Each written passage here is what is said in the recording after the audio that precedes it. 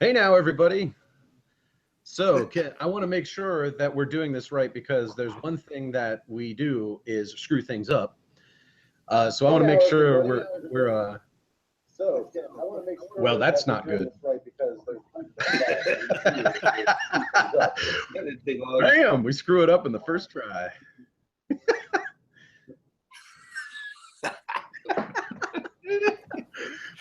All right, everybody. Hey, Cabalists, how you doing? Today, we have me, Jamie. If you've only ever listened to the podcast, you probably haven't seen our faces. So this is me. And I have to my left, Steve. How you doing there? Everybody, I'm in the laundry shop here. And then we have Chris next to Steve there.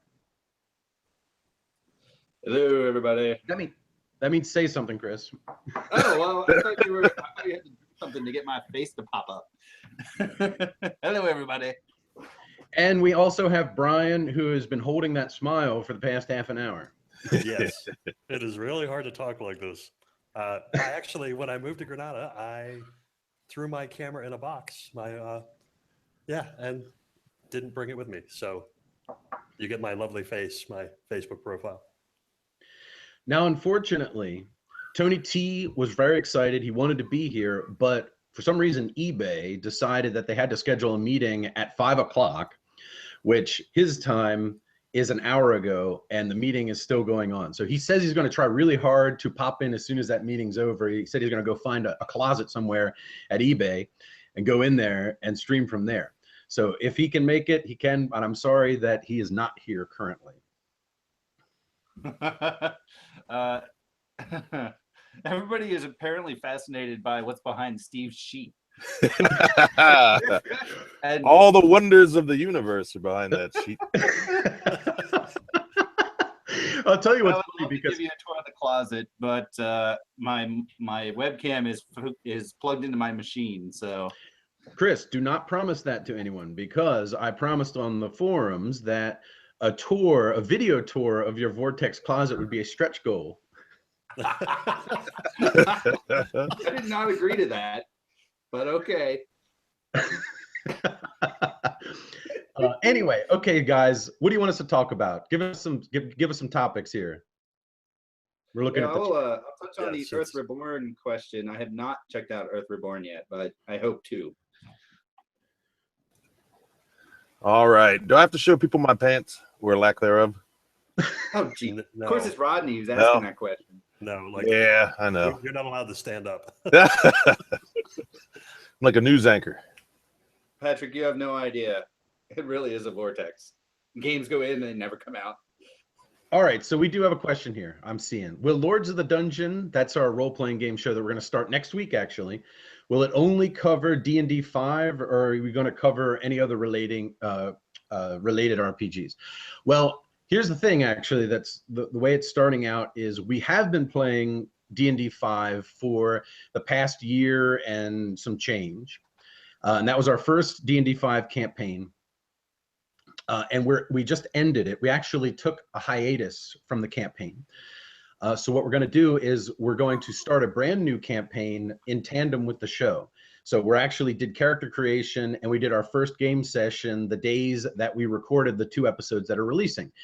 And it's not D&D 5. It's actually Star Wars Saga Edition, which is the Wizards of the Coast Star Wars role-playing game. There was West End that came first, and then there was Star Wars that came from Wizards of the Coast, which was very similar to D&D 3.5. It was sort of halfway in between 3.5 and 4th edition, which kind of and it has some of the 4th edition rules in there, not the bad ones, only the good ones.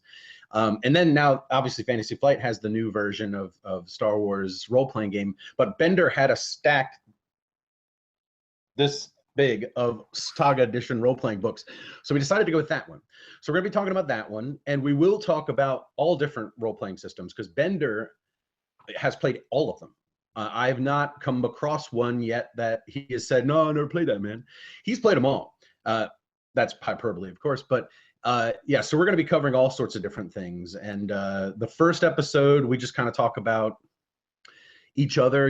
Like we kind of talk about the new cast. We kind of sort of introduce the new cast, let them talk about themselves a little bit, and then we just banter around about 5th edition. We talk about 5th edition in episode 0, but then the second one, we talk more about the campaign that we're going to run and how character creation works in our group, and also building a better party of PCs is the sort of discussion topic that we get into in that one. So yes, there'll be plenty of stuff that the RPG show goes into other than just 5th edition. So while I was rambling, guys, did you see any other good questions there that we can roll with? Well, someone asked how long it was going to run. Like, what is the length going to be of that series? The role-playing show? As far as like an episode. An episode is going to be an hour minimum. So it's the 2 episodes now run about an hour long each. So that's what we're shooting for. We're not trying to make it too long. We have a long show already. Oh, wow. Here's one, but I think it's going to be better for the show is what are our favorite RPG races and classes? That might be worth putting on the show. Yes, but you guys won't be there to talk about it. Well, that's true. Yeah, that's true. Yeah. Yeah, if you guys want to briefly go over that stuff, go ahead. Oh, Kender Handler is my favorite of all times. Kender are the best race of every D&D world out there. That's really surprising, Chris, because that's the race class combination I hate. It's probably because you played in games where I was playing a Kender. Yes, exactly. I don't know. See, like I typically, as far as classes are concerned, I usually try to find what the group needs. So I don't usually have like a specific class that I love to play. I always like to feel like I'm filling a unique role, which oftentimes meant I played healers, just because the group didn't have it. So I would kind of bounce around druid and cleric and whatever else.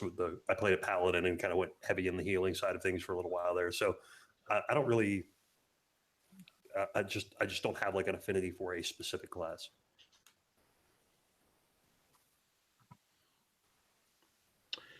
So I do have some questions here regarding just various things. First off, what does a certified beer judge do anyways, like in real life? Yes, that's you, Bonacore. Apparently they drink beer and just think they know a lot.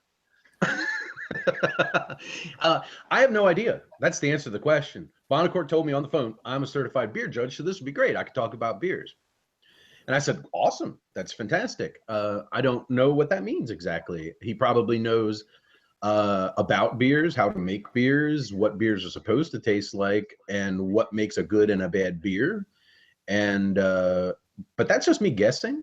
So the best way to answer that question is to find Bonacore and ask him what a certified beer judge does. See, I would assume that they would have to have a refined enough palate that they can kind of taste the individual ingredients. And I can tell you that I will never be a certified beer judge because that never happens with me. There you go. Apparently they just judge homebrew competitions. Oh, that makes sense. At some point, that's what Bonacore did. He did one of those. Well, Triple X Customs wants to know why I'm in a blanket for it. I'm going to tell you why. So I went out and I bought a new mattress, but it was a spring mattress. So I'm waiting till the end of the month to get it out. I have the sheet airing out. I'll tell you exactly why he's got a sheet up there, because we did a test broadcast last night with just him and I I saw what the rest of that room looks like. It's probably at least something to keep his kids from thinking something is interesting on the other side and leaving it alone. Well, actually, we had a birthday party for my daughter on Saturday, and my computer room became the room that you put all the things in so that the party goers don't see them. It's like all kinds of stuff back there. I doubt it is a sex dungeon. I highly doubt No. That's upstairs. It's not a dungeon. Here's a But it's not a dungeon if it's upstairs. Right. Favorite go-to beer type? That would be a brown ale. Brown ales are mine. My favorite are stouts and porters. Both are delicious. I like beers you can chew. I like beers that look like you're drinking a glass of motor oil. That's my favorite. My favorite beer is free.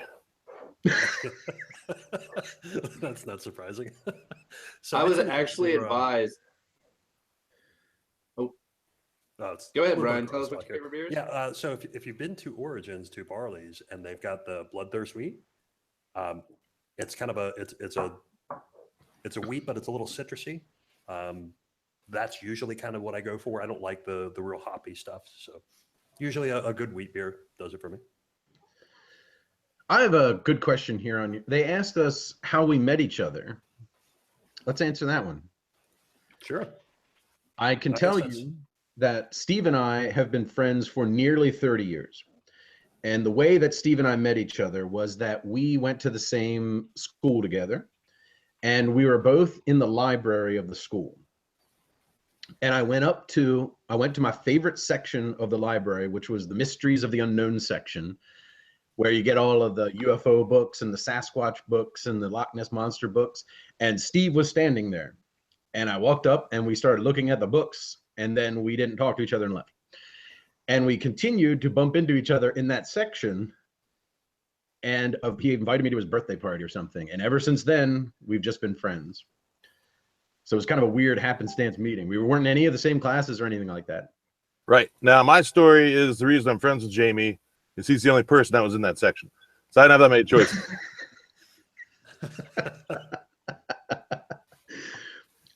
And then Chris, I met you and Brian in Brian, seventh grade.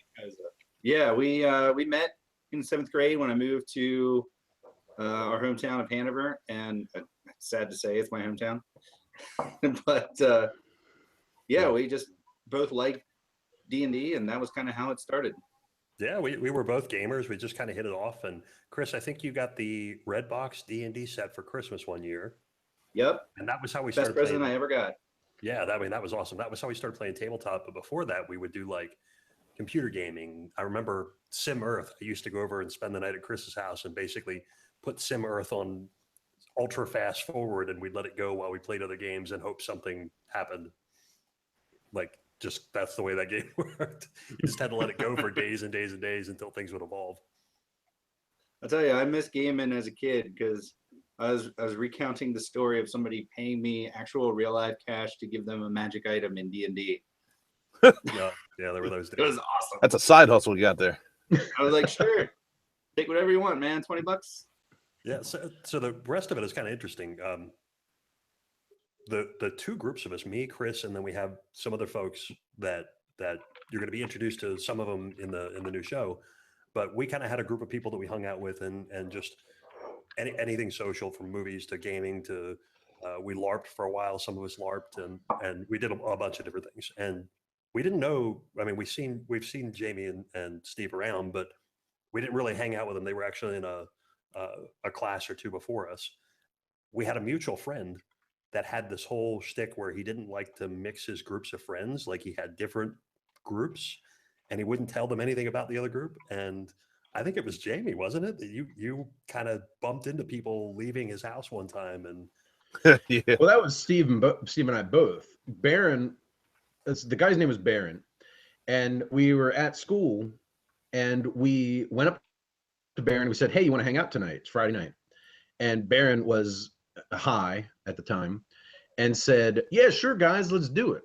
So we showed up at his house that night, and you guys were all in there. And he said, "Oh, I'm sorry, man, I'm busy." We were like, "Dude, we made plans to hang out with you." And he's like, "Oh, I'm busy, man." And he turned us away. We had to leave. Well, it took him pretty much leaving the group for all of us to come together at that point. We used to have LAN parties. We used to play D&D together, all kinds of role-playing games and stuff. So that's how our group just came together. One question here is, are we going to PAX Unplugged since it's so close to us? And the answer to that is a big yes. We are going to PAX Unplugged. So it's going to be absolutely amazing, because at least Chris and I are going. Steve says that he'll try. Mm-hmm.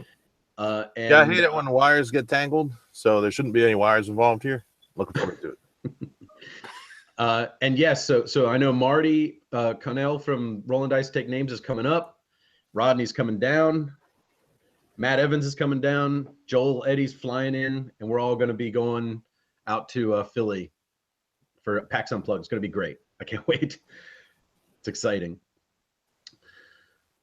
Steve, you got any questions you saw in here that you want to bring up? Well, somebody asked if we're going to see Metallica in Philadelphia, and the answer is no.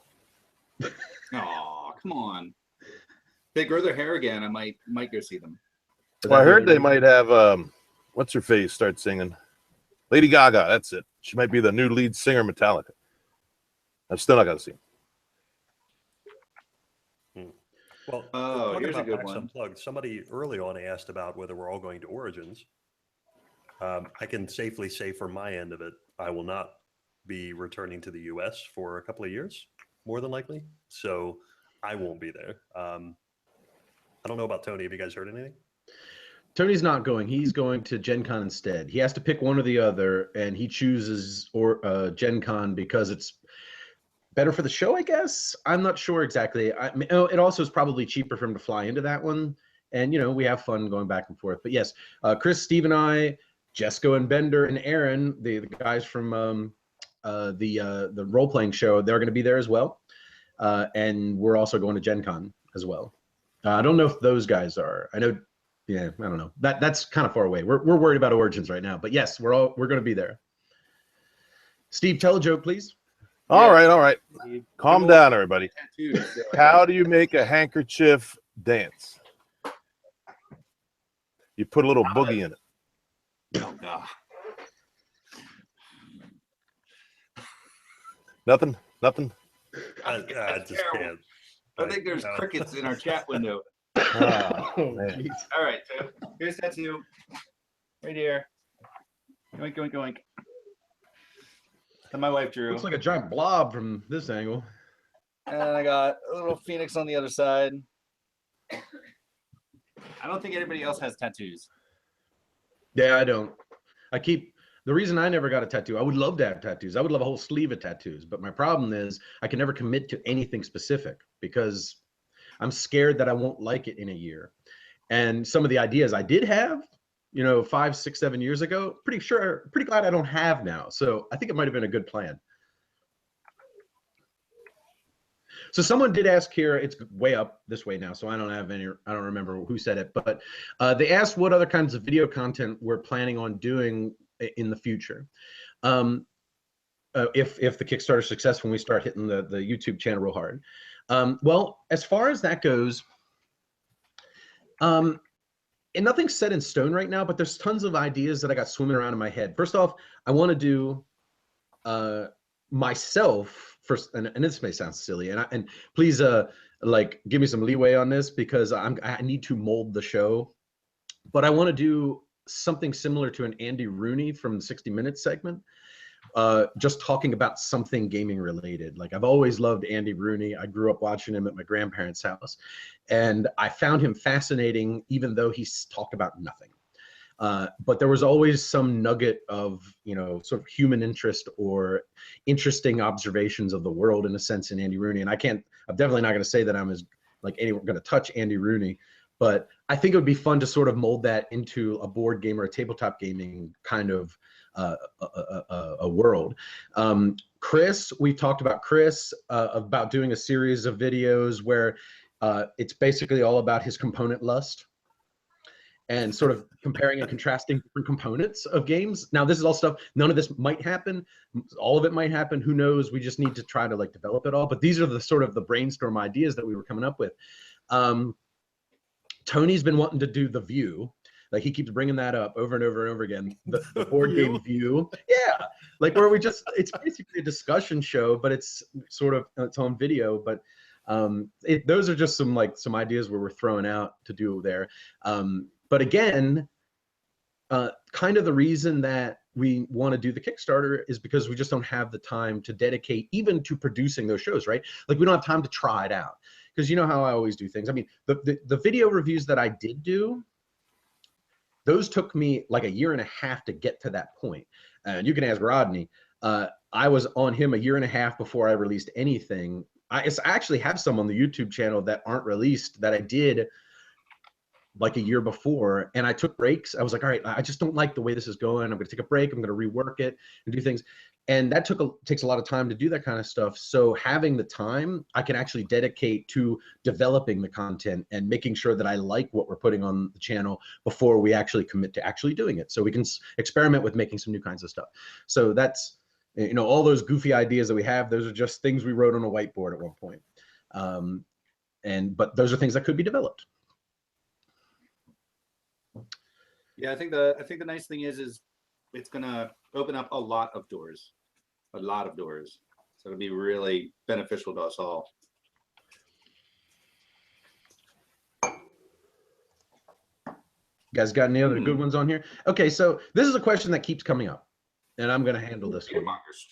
This is a scare. This is one that this is a weird one because I don't know the answer to it, but I'm going to answer it anyway.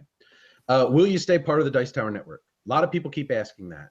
A lot of people, not just here in the chat, but constantly asking that of us over the past couple of months or weeks, at least, since we talked about that thing. The answer is I don't know.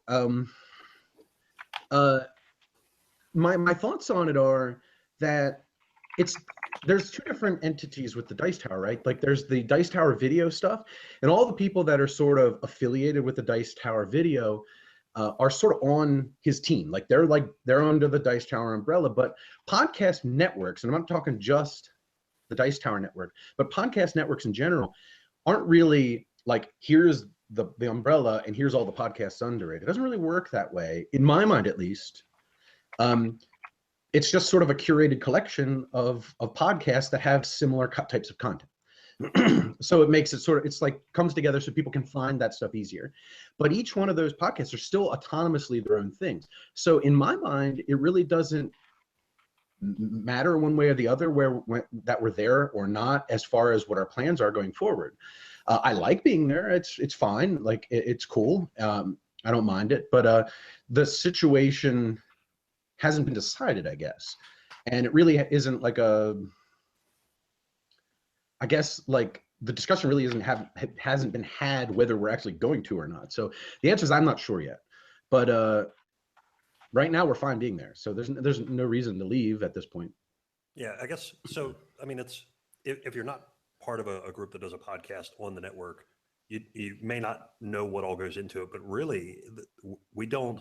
Aside from just being friendly with the folks in the other podcasts and doing stuff with them when we go to cons and we meet up with each other, just kind of group promotional stuff, we don't get anything from them. I mean, we don't get anything monetarily. We don't get anything, you know, they don't send us promo stuff that they get, you know what I mean? Like, no, we don't do that. There's no real solid business thing that happens as part of the network. We're just friendly with each other and we promote each other. And Tom has some limits on kind of what type of content he wants in the network. Yeah. And I'm actually mentioned this in a thread on the forums recently where it came up. There's never been a point in the time that we've been part of the Dice Tower Network where Tom has come to us and said, hey, we don't really like that you're doing this. I mean, that just never happened. I can't think of anything he's ever been upset about that we've done. And we've had kind of fun rivalries and things going back and forth, but he's never been upset about the content or I mean, we're a different tone of a show, but he's always been fine with that. Even from the very beginning, I remember when Jamie came to us about being in the Dice Tower Network initially, one of the things that I asked was, hey, are we going to have to change anything? Because I don't want to change the show because somebody might be offended about what we do. And Tom was very cool about that. He said, you know, you're different, but, you know, that's not a problem. And you guys are within the realm of the family-friendly stuff. You're a slightly older age group. You know, we wouldn't let necessarily really young kids listen to it, but we also try to like censor words, bleep things out. And we're not a group that just randomly, you know, uses profanity regularly in conversation. So it's nothing. We're not going out of our way to be in the network. Steve, you found a question. What are you giggling at now, Chris? No, there was a discussion going on in chat about us doing a Kama Sutra instructional video. And I said, well, we can make that a stretch goal, huh? I said I'd leave that to the Watch It Played guys. And someone posted, I can't picture the Watch It Plays guy doing a Kama Sutra episode. Now thrust, Pep. That's funny. Oh, I actually find it funny that somebody out there is going, the Watch It Played guy. I'm not sure what his name is. That Watch It Played guy. is it guys? Oh, that's Randy, right? Full cosplay. Yeah, I don't know. But here's another joke. You guys might appreciate this a little more. We won't. A Spanish magician tells the audience that he's going to disappear in the count of 3. He says, unos, dos, poof. He disappeared without a trace. That. Oh god. His trace is 3. Wow. Wow. Well, you got my wife to laugh. Good. All right. Chris, why don't you go to the other room and let Christine talk? Terrible. Oh, it's horrible. Oh wow. All right, let's answer a question or something. Get on with this. Jamie, somebody come asked on. about stretch goals for the upcoming Kickstarter. That one's a scary one because I don't, that's again, like, and it's going to sound weird, but I'm not exactly sure. I haven't decided if well, there's stretch goals. Okay. The stretch goals that we know exist now are obviously funded, means that we just get money and the show continues exactly like it is now. And that's fine. And that's not the goal, but we don't want to set the goal as, you know, the top level, because if we don't fund, then we get nothing. So there is a goal. And then there's a goal where it's a part-time goal. And here's the thing, how it worked. Cause like, I want to go full time with this show, but the problem is, I'm not sure what our potential is with raising funds on Kickstarter. So I went to my boss and I talked to him about, what if I don't fund fully to the end? Can I go part-time at the business? And he was very cool about it. He was like, yeah, we can work with you to sort of transition you over to that. I've worked with this guy, my boss, for 17 years now, 17 and a half years almost now. And he was very cool about helping me sort of transition into this. So I'm very happy about that. And then the third stretch goal is obviously I go full time, and that's great. So that's like the basic stretch goals, but we're sort of debating on what the other stretch goals are. There's a lot of things that we want to do with the money. And we don't have decisions made of exactly what we want to do. I know one thing that we want to do is work on the studio space, because the studio space now is just an unfinished room with a cement floor and rafters in the ceilings and all that other stuff. And the sound bounces around there a lot, and it's a lot of work to get that to sound good. And it's not ridiculously expensive to just kind of drywall it up and put up some sound absorption stuff. So that's one thing that we want to do. We want to upgrade the computer systems that we're using now, and make sure that we have things that are powerful enough to do better live streams, like this live stream right here. It's not perfect, and we want the live stream to be very good. So we want to be able to upgrade our ability to do live streams, and going forward do these regularly. But have good quality, and maybe use some different software where maybe we can have some graphics or something around the screen. That would be actually pretty cool.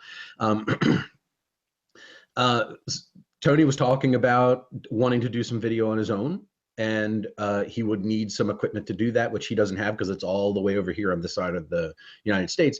So if he wanted to get into it and do some more stuff, he would need to upgrade some of his video stuff over down there. So that could possibly be something. And now the reason that I'm worried about these being stretch goals is I'm not sure how to handle stretch goals in that respect, because plans change, and I don't want to promise one thing and then not do it, because I want to do what's right for the show.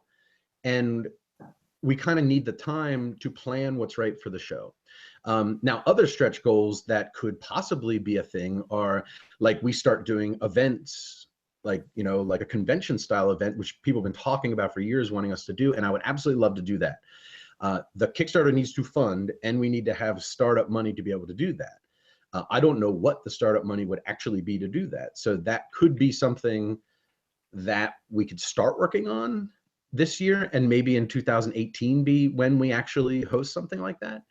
But we're still kind of working out the whole stretch goal concept. And here's one thing about the whole Kickstarter that is really important to me. And I hope that this doesn't sound kind of I don't know. I don't know how this is going to sound, but the situation with like rewards and stuff, like physical rewards, like getting promos and tchotchkes and things that we send you in the mail, that's all great, and I love to do that but those things are basically rewards. They're basically like, hey, you guys were nice enough to give us some money. Here's a token of our appreciation for you doing that. And but the real reason for the Kickstarter is to produce the media. And I want to try to focus as much on the media as possible, because that's really what it's all about. And I know that I won't make as much money not, providing all kinds of stuff like that, but I'm willing to take that chance so that we can actually make the show what we want it to be. And that's why I'm having such a hard time deciding what a stretch goal could be. Because I want to focus on the media as much as possible. And I think that Agents of the Cabal business is really where the biggest stretch goal stuff would come in. It's like, we're actually going to do that game. We're going to create that game, create all the media for that game. And, and that's not an easy task either. That's going to be a daunting thing for us to plan and do. It's basically like creating like a 6-month-long series of movies that are like a few minutes at a time that release regularly. So I'm hoping that sort of being in our wheelhouse, being media, will help everybody be okay. Like, they're actually doing something special because of this Kickstarter, and it's just not like physical rewards. Now, there will be physical rewards. There will be some, obviously, the promos and a couple other little things here and there, but I want to try to keep that low. Now, people are also asking things like, are we going to continue doing the radio plays, and are we going to continue doing Patreon? So the answers to that are yes, we're going to keep doing the radio plays. The goal is to do at least 2 a year, because frankly, every day I'm not doing one, my talents are going to waste. I have a wide range that I need to, stretch and see how far I can stretch it. Also, onto the Patreon thing. Yes, we are continuing to do that. Jamie emailed all the Patreon backers and told them that they could continue to do this, or they could get out. Since we're having the Kickstarter, that was totally up to them. So unless something happens that everybody just abandons Patreon and it's no point in having it up, we'll keep it up, and you can continue using that if you choose to. That was something that I struggled with. I didn't know what the right answer was to that. Like, should I just trash Patreon and just go on with Kickstarter and be done with it? Or should I keep it? And sort of the plan was that I'm going to keep it until the end of the year. I'm going to keep it through the Kickstarter and just keep it going until the end of the year, and then make the decision. But I got a whole lot of people that I emailed from Patreon, just blasted out to all the patrons and said, hey, what do you think? Here's the plans, and here's what I'm going to do. What do you want to do? Like, how do you want to handle it? Or I didn't ask them. I told them, this is what I'm going to do. And then said, if you want to talk, like, have any questions about it, email me. And I got lots of people that said, I like Patreon better. I just like the way it works better. So I'll stick here. As a matter of fact, a couple of people said, I will do both. And I was like, that's cool. If you want to do that, I'm totally fine with you doing that. But so I got enough people that said they kind of want to keep it, that I'm going to keep it. And like Steve said, if it ever becomes a point where it's just doesn't have an impact, then we'll get rid of it. But for now, we're just going to keep it going. Brent's asking what your funding goal, or our funding goal, is so that you can go full-time. Full-time is going to be another nebulous number. I'm still going through finances and figuring everything out. But the number I keep going back to, and the number that I keep sort of using as my ballpark for the whole thing, is $80,000. And the reason that is because I need to make what I make now at my company, or it doesn't make sense to do it, right? Because, like, I have to pay the mortgage, I have to do everything else. So I have to make what I make at my current company. Kickstarter is going to knock 10% right off the top. And then we have to have show operating costs as well. So, I mean, we have, software that costs a lot of money, and, equipment upgrades and travel expenses, and, shipping things here and there. We want to keep making the pints and the coins and all that other stuff for the conventions and all that different stuff. So, so there's operating costs on the top. So 80,000 is kind of my number right now that we need to hit for me to be a full-timer. Now there's other factors that go into play. And maybe I didn't see if anybody asked this question yet, but a guy asked it to me on Facebook the other day, and I'm going to answer it now. is, will Bonacore and Stronghold Games stay as a sponsor?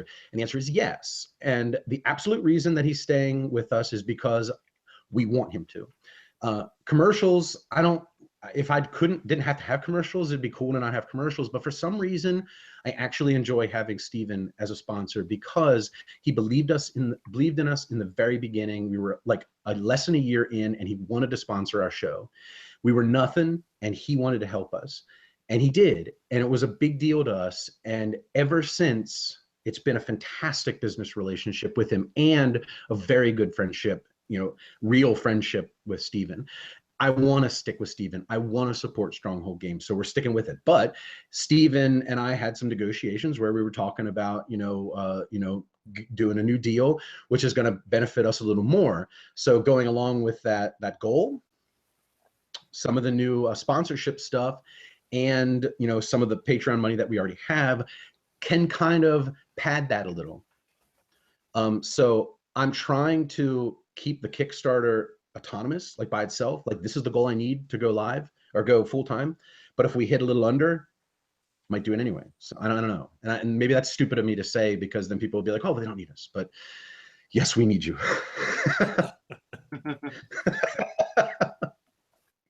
Honestly, I mean, we bring up Steven. I cannot appreciate him anymore. I remember when he contacted us to back us, and I was like, why the heck do you want to back us? Because we haven't been around for very long. And we don't even, we don't have a huge listenership. It was really strange, but he totally understood what we were trying to do and really kind of dove in and helped us out a lot. So Jimmy's really jumping around back there. Yeah. Well, Steven, when he first got involved with us, I mean, that was that even before Dice Tower? I think it was very, very early on, or maybe right after we got on the Dice Tower network. And it wasn't like we had super amazing, downloads that we could point to or anything. He really did it because he wanted to support us, and he liked what we did, not necessarily because he was concerned about the audience, like the advertising portion of it. So, but we've grown a lot with him, and it's kind of been cool to see him. Somebody mentioned he's been kind of killing it lately. He's on fire with his games, and it's been really interesting to see him doing well too in his end of the business. So, more than happy to. What's going on there? Jamie's kind of smirking into the camera. Chris, you got planning for the ARG on the wall behind you. Oh man, you're fired, Miller. What are you talking about? Somebody says that you have ARG planning material on your wall on the whiteboard. Those are all the red herrings. I certainly don't have any secret ARG content on the whiteboard behind me. We gotta seed that curiosity going on here. I'm sorry, Brian. We interrupted you. Continue. No, it's all good. Like, I was wrapping up anyway.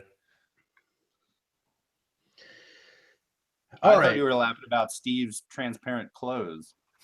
Yeah, there's like some conversations going on here. We've got Chris and Steve heavy in the chat, kind of whole different conversations we probably don't want to really get into. The reason I was jostling around, Steve, is because Kevin in the chat said the Cosmic Encounter was backwards, so I had to get up and OCD triggered. Oh, Jamie, I got one of these ARG wheels handy if you want me to show one off while we're here. Do it. All right, give me 1 sec. I'll be right back. I'll get something to drink while I'm at it. I have one. It's on my belt buckle. Anybody like to see? So Chris has one handy, and he doesn't have to go downstairs to get it. It's out of the house. His neighbor has it. Reach over here. All right, Steve, you got any good questions on here we can answer? Yes. Why is your Bruges game backwards behind you? I'm not getting up anymore.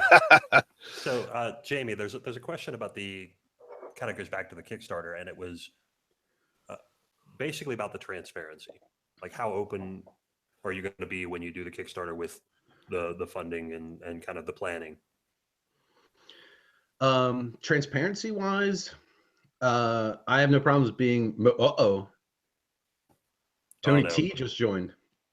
Look at that. What's up? Hey, Oh, Tony. there he is, everybody. Tony just bought his equipment on eBay.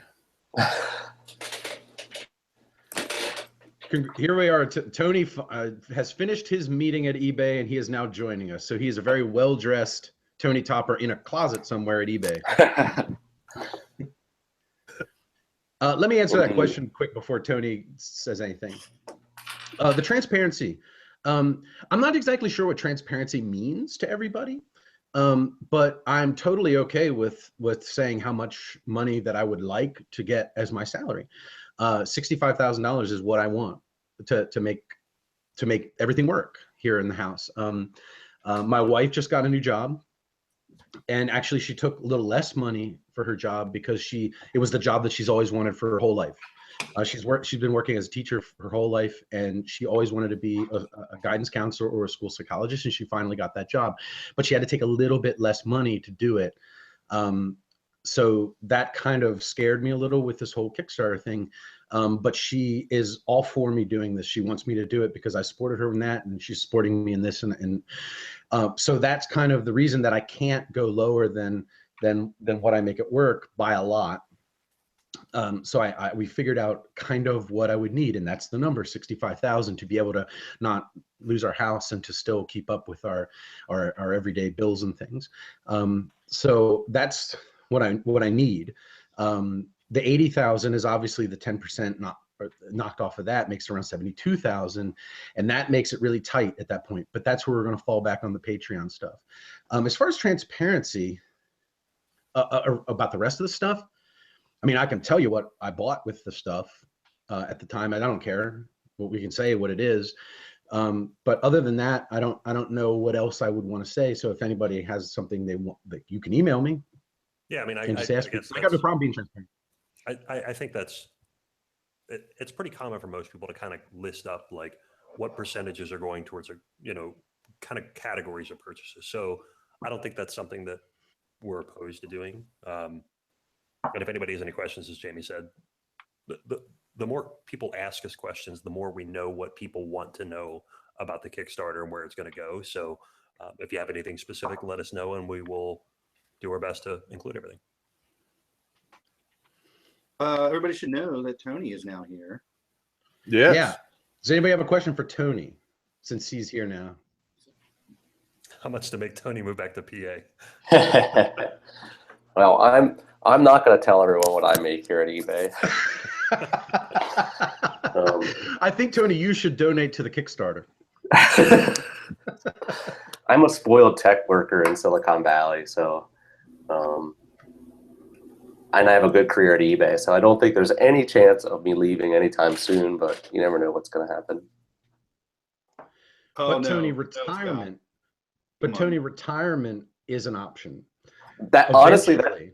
that is sort of my goal, right? Like, you can make a good living out here in Silicon Valley and maybe retire early. So buy stuff on eBay, help that eBay stock go up, and I can retire early. And then if I can retire early, maybe I can do the Secret Cabal full time. That would be cool. It's baby steps at this point, right? Like I would go first. Now I know somebody actually asked a long time ago, way up in the chat, and I hope they're still here. They asked, how does everybody else feel about me being the one that goes full time with the show? And I'll let them answer that. But the goal of the show is to take baby steps, right? Like I'm going to be the one that goes full time first, because I do all the production right now. Like all the production work falls on me. So I'm going to start doing that as a full time job. But if we start in the future, start making enough, we can suck in Chris and we can suck in Steve, because they're the ones that are here in this area and can come over to the studio and shoot a lot and do some of the other work. But that's in the future kind of stuff. But if you guys want to answer that question about how you feel about it. Chris and I are ready to be sucked. Oh, yes. So I'm just going to gloss right over that one. Gonna make Chris puke. So I want to share this because I mean this is something that kind of just happened with Jamie and I. Like Jamie, when he was initially thinking about doing this, or at least he had kind of talked to some other folks and was kind of at that point he wanted to talk to me about doing the show full time. And my response to that is it's pretty simple. From the beginning, Jamie has been the driving force the glue that kind of holds the show and makes the show what it is. And it's a lot of his personal time that in the past 5 years he's put into the show. So we get together on the weekends every 2 weeks, and we record for 4 hours now. When we started, we were recording for like 8 hours, but we've kind of gotten really good at it. So we've minimized the amount of time we need to cut out of the show. We kind of condensed it, but still, like, Jamie spends a lot of his and has spent probably hundreds and hundreds of hours of his own cleaning up the audio, putting the show together, doing the music, doing the bumpers. Like, this is basically what he's been doing for years. So I'm completely and entirely supportive of it. And my goal here is give it another 7 to 10 years, and my significant other will be done med school and a doctor somewhere, and I'll be gaming from home and playing with these guys and doing show stuff too. Give it about 10 years. That's my plan. But I think it's awesome. And I think that of anybody, he's probably the one with the charisma and the kind of Jamie's always been a social person. You're right about the charisma thing, Brian. So I think he's probably, he's humble too. Yeah. So Just kidding. I'm very happy for him. I think it's very cool. And I'm pretty sure most everybody else feels comparable, but I'll let them speak. So I have a question I saw pop up here on the chat, and I think it's a great question. We have a pretty big lead time before between recording and releasing. It's about 10 days. So for the news segment, that's always been sort of a problem. That's sort of nagged at me, being like the principal producer of the news segment of the show. Like, I really wish that lead time would go down. And Rob Tarr here on the YouTube chat asks, can we get that down? So Jamie, I think that's a great question for you. Do you think that maybe we normally record on Saturdays and release on Wednesday, but then the next Wednesday after that? Mm-hmm. Is it something where we maybe would consider switching to Saturday and then releasing the immediate Wednesday after the Saturday? Yeah, sure. If I had the time to edit the podcast, I could easily have it done in a few days. I mean, that's a great question, and maybe we should put that in the Kickstarter as something that, like, hey, if Jamie can go full time, he's got all day Monday and Tuesday to edit the show, and then on Wednesday we're gonna have fresher content, and if we can do that, and that's a great great point. Tony, Patrick's putting this on you. He wants a weekly news segment, a weekly video news segment. That's bad idea. I've thought that a live news show on YouTube would be cool. I don't know. We're looking for I am sort of looking for, and I recently got an email just the other day, actually just 2 days ago, from some retired gentleman that was like, how can I help you? He said he writes for some other gaming news websites. So I was like, I would love to recruit some news correspondents that can sort of help feed the news to us, and free up a little bit of time then maybe to do like a show or to do something else. We're always scheming new schemes, so there'll be more time for scheming now that Jamie's, if all things go as we'd like them to. One thing that I want to bring up, you mentioned about had a little less lead time with the show. Express episodes, if Rodney's still in the chat, he can attest to this. Dan King as well, Marty. There's very often times when we will record an episode of Express. They will hang up from Skype. I will edit it. It takes me about an hour to edit it, and then I will just pop it out in there. Because, I can edit things really well now. I mean, I've gotten to the point where I can edit things quickly and have this process down. So it is hard to do a 3.5 hour show, breaking it down like that. But yes, if I have the time, we can make it go fast. And I know from my point of view, I'm very happy that Jamie's going to do this full time. And I know that in the future, if everything goes well and is allowed with the funds we get, I'd like to join him going full time. because we have a lot of video ideas we've been cooking up, some skits we can do, and some just overall fun things I think you guys would really enjoy if we had more time and were able to, put the time in to do it. Steve, why do This is you my have a And cat. Steve by will the way. definitely be doing video jokes, some kind of thing like that. 'Cause we keep talking about doing that, but we never get around to it. I actually was very excited because the place we're having our Gen Con meetup this year has TV screens that we can feed media to. And Jamie's like, heck yeah, we're going to put video of Steve telling jokes on those TV screens. I was like, that's going to be awesome. Yeah. Well, first we have to have a stretch goal that's buy Steve some books on how to actually tell good jokes. Oh. Well, you know what? I'll write one, and then you can buy it. All right. Find us a question here on the list. Overwatch streams. Well, we could just do that now. It'll be late at night. Let's do that. That's true.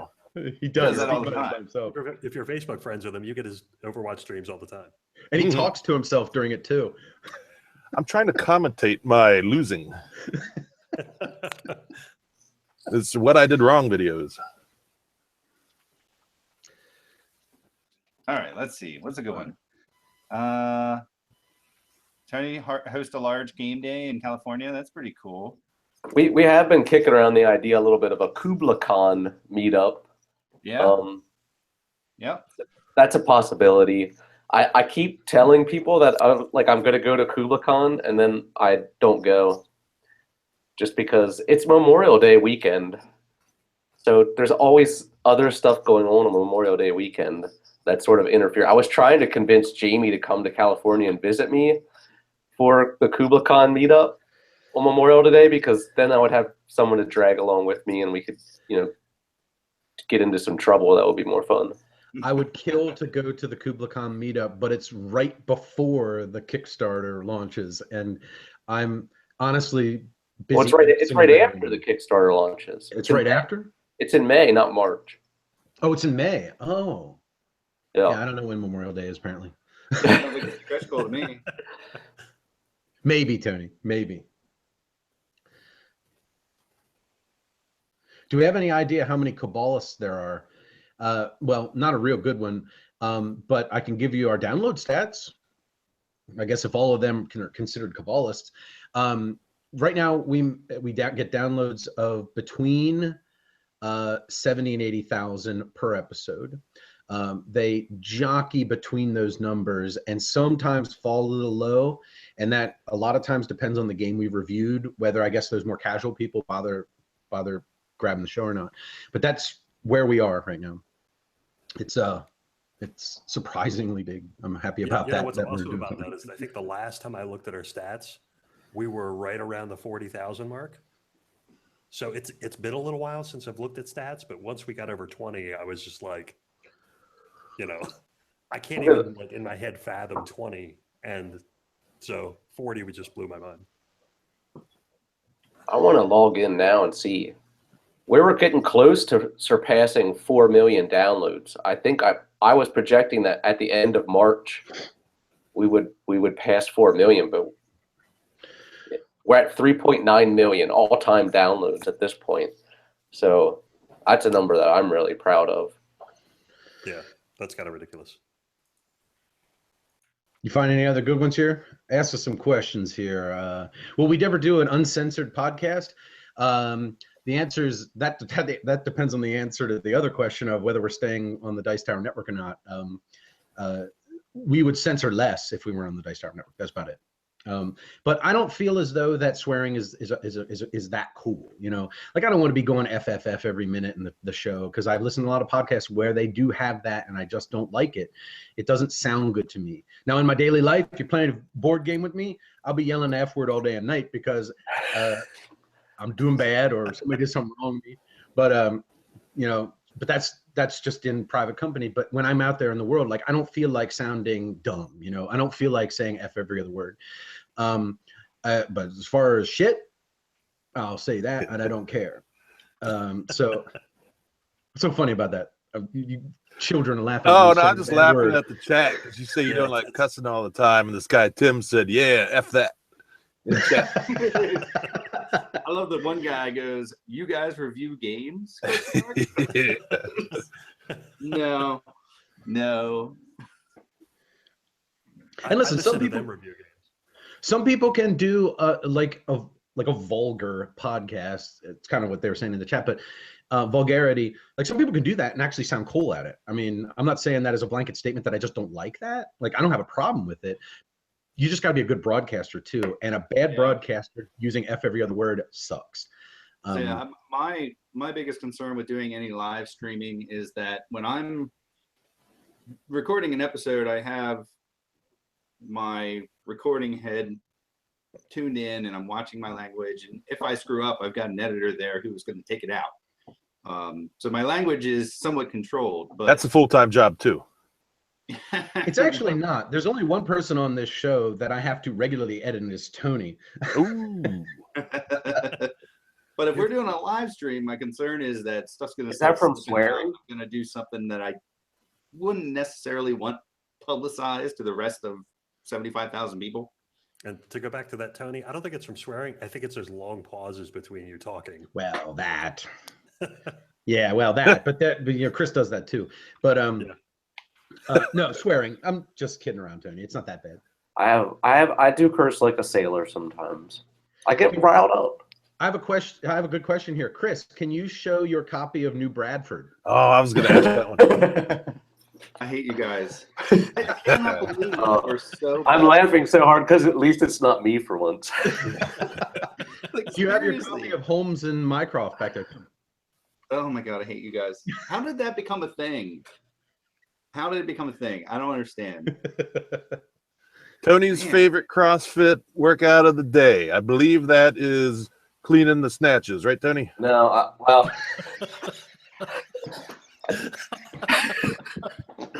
I like in all seriousness, my favorite workout is Grace, which is 30 clean and jerks for time. And Jamie just about fell off his chair there. I literally laughed so hard I got dizzy. I don't know how that. We do a lot of clean and jerks and snatches, though.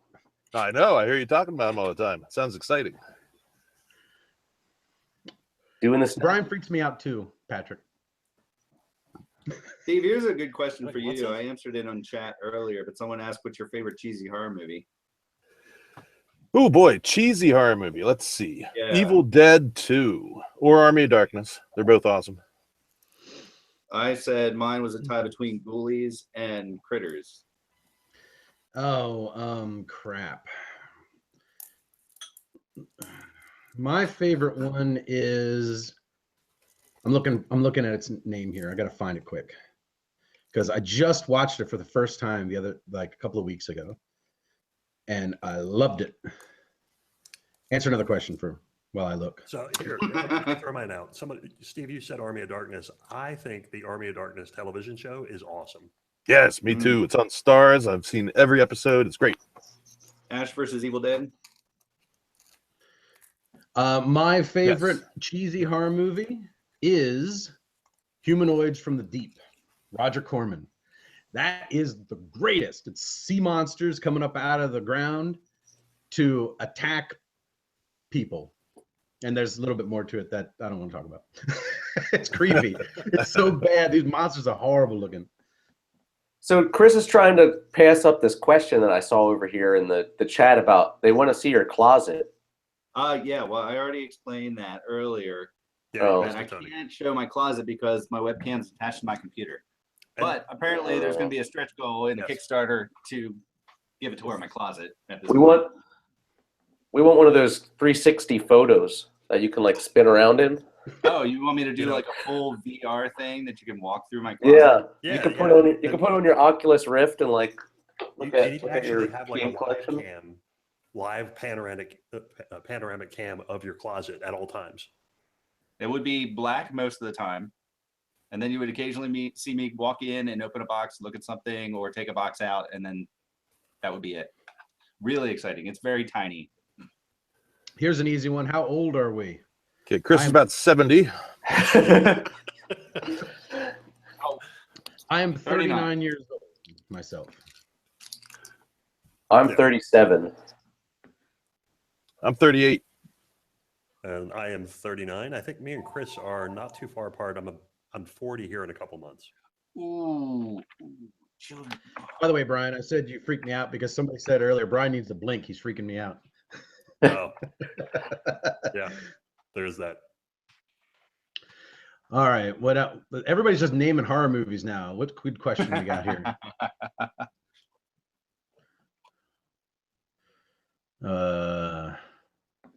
Oh, hey, someone noticed my Sandman. What? I have that same Sandman statue. Oh, weird. Never mind. I'll answer Patrick and Kat. Go ahead, continue. Yeah, if you ask the question and we happen to have missed it, the chat is very long and we've got sections of like people talking about clean and jerks and snatches and then like horror movies. So they've kind of drowned out the questions. So feel free to throw it back up if we missed it. Favorite book? Who wants to take that one? I Am Legend. The movie with Will Smith was based on it. The Vincent Price was based on it. But that book, I've always loved that since I was a kid. Haven't read it in years, but every time someone asks me the question, that's the one I say because I just always loved that movie. It was super cool. Vampires, rule the earth. There's pretty much one guy left living in a house making steaks. Not steaks, steaks. Steve, what about you?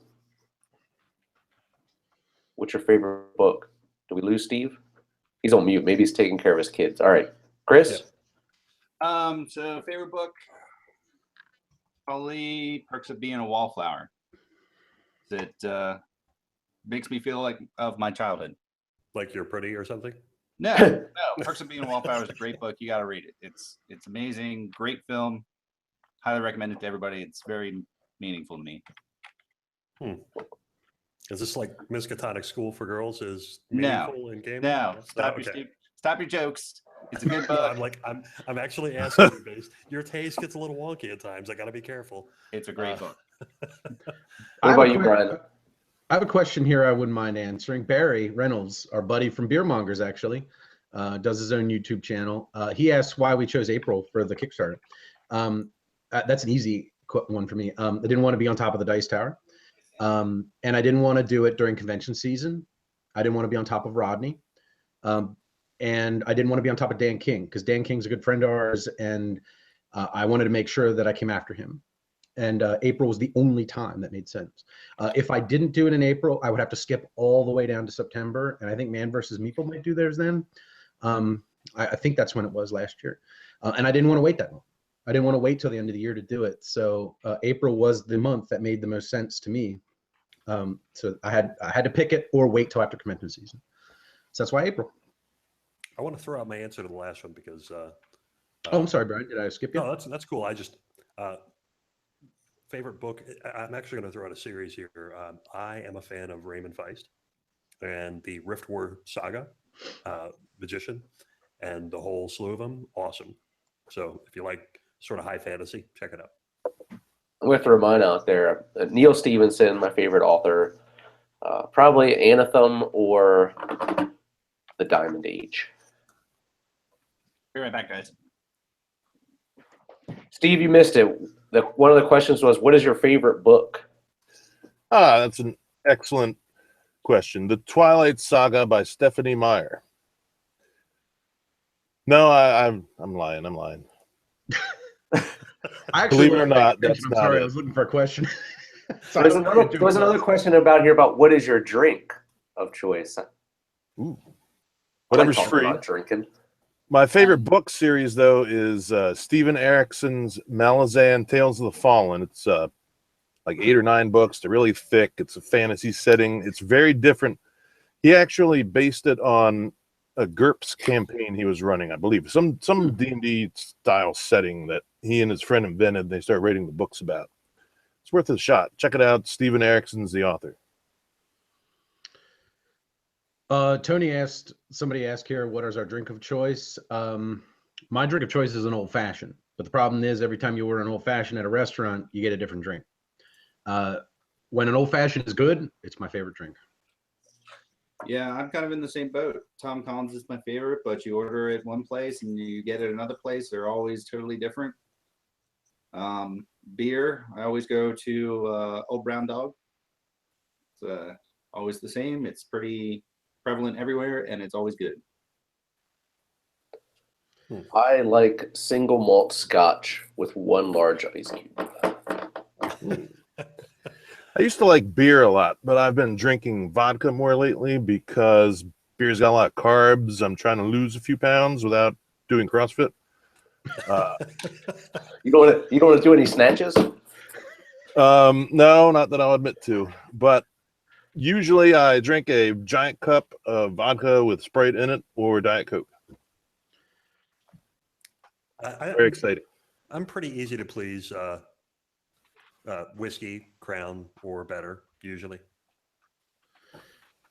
So here's a question. This kind of is similar to some of the stuff we were talking about earlier, but a lot of people probably switched around. It says, Steven asks, so hopefully Jamie goes full time. Will everyone else's role remain pretty much the same, or will there be video co-hosts or extra stuff from the other founders? The answer is, for the podcasts, the roles are going to stay the same. They're going to still do what they do for the podcast. And really, the show is going to remain exactly the same, other than the addition of the new role-playing show. As far as the video goes, though, my hope is, since I'm going to have a lot more time to produce the videos, that Steve and Chris get over here and in the studio and start doing things. I really want to create some like shows, like this is Chris's show and this is Steve's show. If they're interested in doing that, they have shown interest in doing that, because it would be easy for me to get them in here, sit them down, shoot it. They can go home and I can produce it and put it out there. And Tony has been talking about doing a lot of live stream stuff. So yes, the answer is absolutely yes. Brian's going to be a little tougher because he's in Granada, and it's kind of tough to make that happen. But yeah. But yes, the answer is yes. If I have more time to produce new stuff, to develop new stuff, those guys are definitely going to be on the YouTube channel. Maybe not right away, because like I said earlier, if you didn't hear it, I need to develop the shows. We need to figure out what makes sense and what's actually going to be interesting.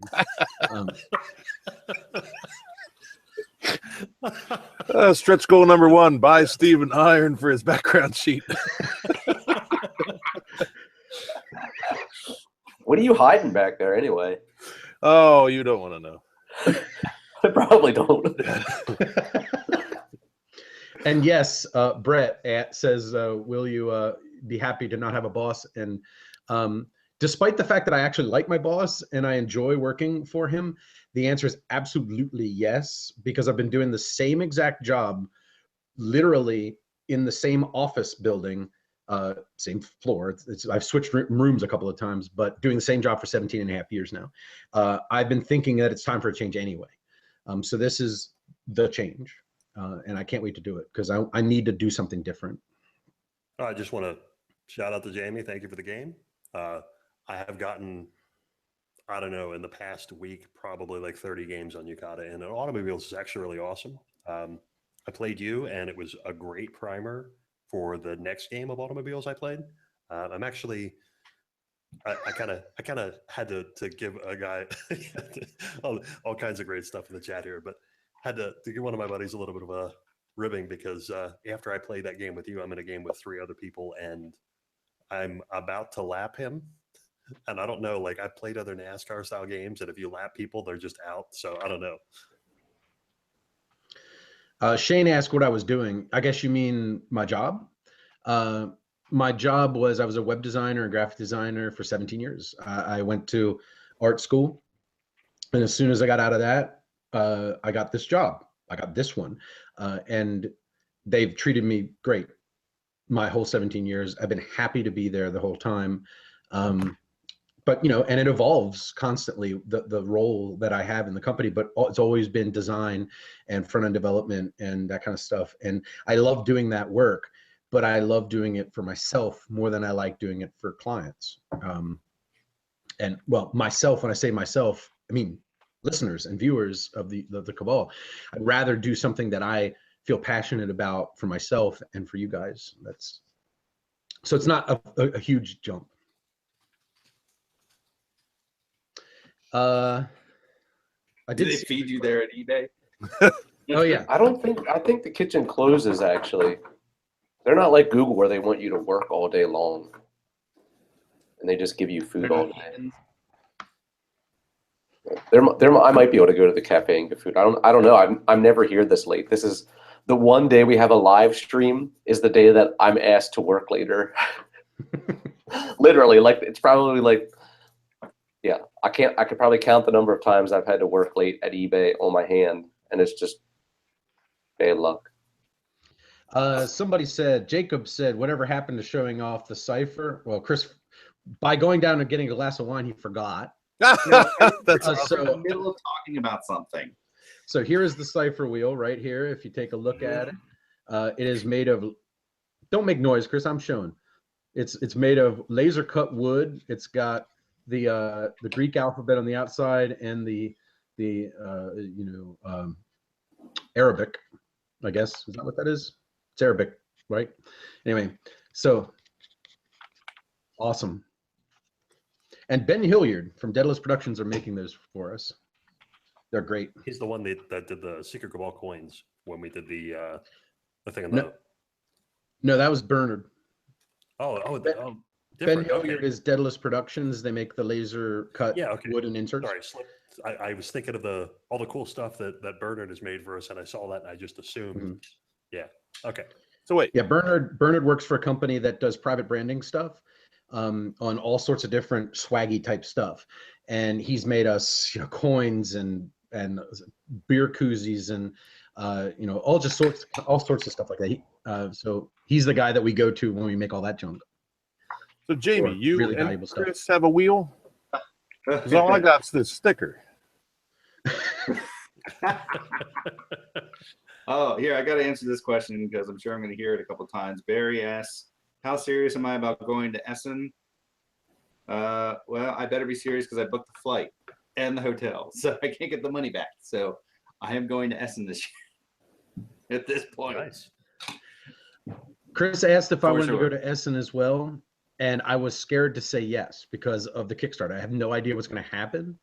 And if it doesn't work, that I can't leave my job, there's no way I could go. And I have to actually scale back some of the things that I'm hoping to do anyway.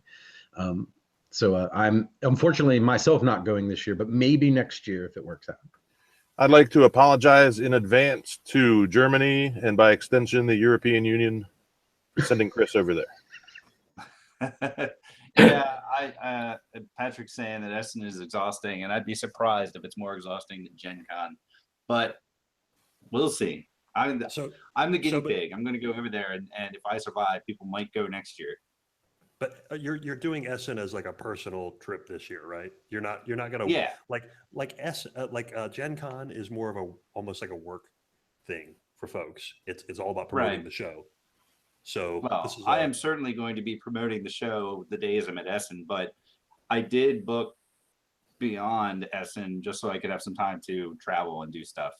So it's a mix of personal and showing off the Secret Cabal founder colors at Essen at the same time. Two birds. The actual reason he's going over is because they're giving him the senior citizens discount. Such an ass. It just never ends. David asks, do we have a meetup plan for Origins? And the answer is absolutely we do. It's going to be Friday night at 8 o'clock at the Gordon Biersch Brewery. Where we had the same place we had it last year. It's real easy to get to. It is a blast. We're still working with them. Chris is working with them, and they're being slightly difficult about talking to anyone. But they just booked that we're doing it there this year. And it is awesome. Last year, I was like, man, it was fun. I was falling down by the end of the night. And we keep seeing people asking about doing a Secret Cabal con of some kind. And it came up briefly earlier, but we'd absolutely love to do one. It's just lots of work and planning. So we're going to have it in Granada. Listen, it is... prices down here are actually pretty cheap for most things. So, unless you want a good steak, apparently. Yeah, yeah, steak, anything ground beef, steak, that kind of stuff. But yeah, Any Awesome. founders attending Dice Tower Con? Unfortunately, we're not doing that one this year.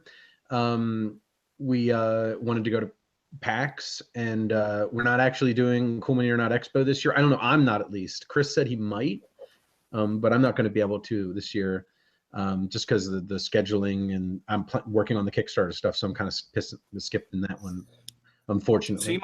Simon is all up to Tony, because I will go if Tony goes. That's about it. The thing I like about CMON is that's in Atlanta, right? And you can get a lot of direct flights to Atlanta, which is nice. If you want to time things right, you can get there a lot faster. That's another nice thing that's about BGG Con is Dallas has a lot of direct flights too. I want to get you guys convinced to come here for Kubla Con and see how awesome the Bay Area is, and then we can have Cabal Con here in the Bay Area. This area is ripe for the taking of a good gaming convention, because the few that are here are not very good, and there are tons of nerds here. This is Silicon Valley. Someone could make a mint if they knew what they were doing, throwing together a gaming convention around here. Jason McCracken says Montana could use a good convention. It could also use a higher population. I hear there was a CrossFit convention that my wife went to. She works at CrossFit that was in Montana, and she said it was really nice, actually. Like, Montana was beautiful. All right, we got any questions in here? People are just chatting with each other. I see Matt Latham's on here, and people had asked about the Growler. He's the one who bid for the Growler. He got the charity auction Growler. I think they're Michigan. I guess it would be Grand Rapids. All that wall space, Chris, you can hang a map up. I could. Here's a good I could put a lot of question. games in this room too. Lauren asks, with doing the Kickstarter, do you feel a heightened need for professionalism and responsibility, or just maintaining status quo? The answer to that question. What is she trying to say? She's trying to say, do we need to sort of like business Grow it up? Be kind of, Grow up. I think the status quo be a is businessman. professional.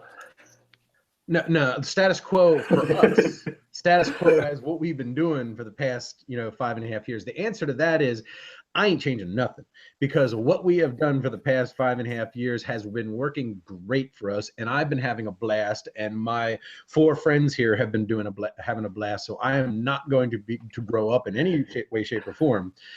I just gotta. I think what we're doing now is in the background. What is that, Tony? I think what we're doing now is professional enough. Enough.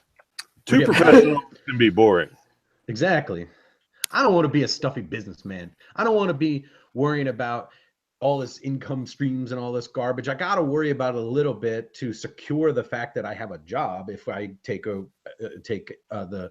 full-time position with the show, I got to at least maintain that kind of stuff. But the whole atmosphere of the show and how we conduct ourselves outside of, at conventions and stuff, it's all going to be the same. I hope that's a good thing. Arrow Sailor asks what the planned tiers look like for the Kickstarter. Do we have that mapped out yet? Reward tiers? I'm assuming so. There's going to the numbers at which they cost are a little bit nebulous right now. I'm trying to figure out. We have to figure out shipping costs and stuff like that junk. But there's going to be a lower level that gets you just into Agents of the Cabal, the alternate reality game, but as a print and play version, so we don't have to ship anything to you. So it's like a cheap level if you want to go in cheap. There's going to be a promo level that gets you the print and play and the promos from the sponsors that are giving us promos. Then there's going to be, and then there's some like kind of swaggy stuff in there too, like stickers and I think badge ribbons and stuff like that that always go into the stuff when we ship it out. And then there's going to be a level at which you get the Agents of the Cabal member packet, which is the credit card style membership card and the cipher wheel, and you'll get the promos with that too and all the other stuff. And then above that, it just starts getting into the more expensive style stuff, like the beer dinner, which I have to limit to a certain number of people because we only have a certain number of seats, obviously. So it'll probably be like limited to 10 or 15. So that's going to be up in the hundreds area, like maybe 200, 250, 300 in that area. We're figuring out how much it's going to cost us to have the dinner. And then, obviously we need to make some money off of it. That's kind of the point of it. So that's kind of what it is. It's just going to kind of increase. You'll get a little more as you go upwards. And I'm thinking the promo levels like going to be in the 35, 40 area. I don't know, something like that. Again, we need to kind of make sure that makes sense. So that's pretty much how it's going to look.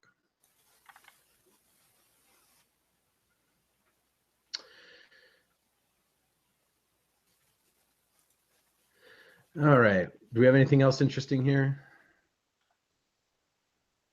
Yeah, for those of you who listen to it in 1.5 times speed, sorry, like getting us to talk any faster than we talk now is probably not going to work out.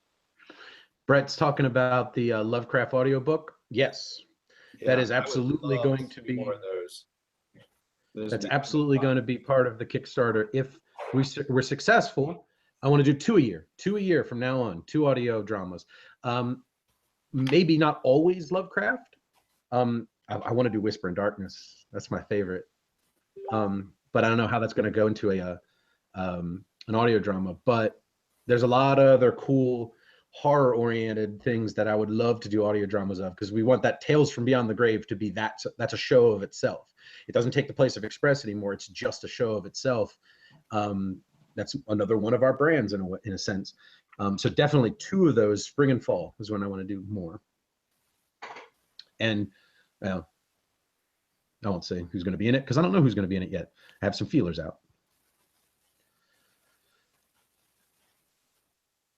How much will a Kama Sutra game session be? Hey, Steve, will you do it with me if we hit 80,000? Boy, I'll do it with you for free.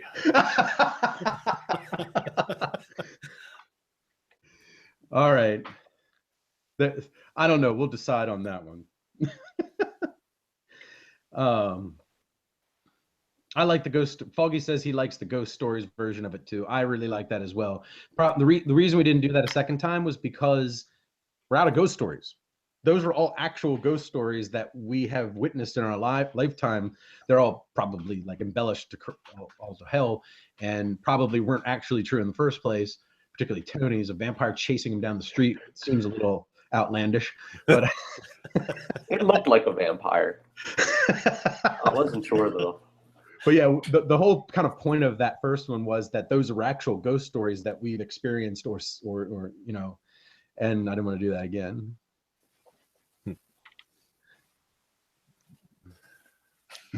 All right, Jacob asks, who is our favorite non-founder content maker to game with? To game with? Yeah. I would say Matt Evans on Overwatch. It's a good call, Steve. Good call. Chris, why don't you tackle that one while I think? I'm trying to think if I've gamed with Matt. I've gamed with Rodney, and playing Kemet with him was a huge blast. I have to say that was probably the best. I like Rodney's enthusiasm for the games we play. He brings kind of an energy to the table that's really good. Chris, you pretty much took the words right out of my mouth with that, because Rodney would be my answer, and the reason is exactly what you said. Theme in games comes out so much more when you're with Rodney, because not only does, like, a game is not a storytelling game, right? Rodney will start telling stories about what's happening during game. We played that Amber Road game at Origins last year, and it's basically, there's like a card with a monster on it with like a little scene, and he started spinning the yarn of what the card was doing, and it just enhanced the game to a crazy level. Plus, Rodney is one of my best friends at this point, so I have a great time playing with him, just as much fun as I have playing with Steve and Tony and Brian and Chris. So I think I'm going to have to throw out a gentleman that I met at Dice Tower Con, him and his son. And you're going to have to throw him out, Brian? That's mean. I know it's horrible. Groovin' Reuben, if you know him. Oh, Reuben. Hell yeah. Yeah. He's a really awesome guy, very friendly, very funny, always going out of his way to do stuff. But he's a blast to sit down and play tabletop with. So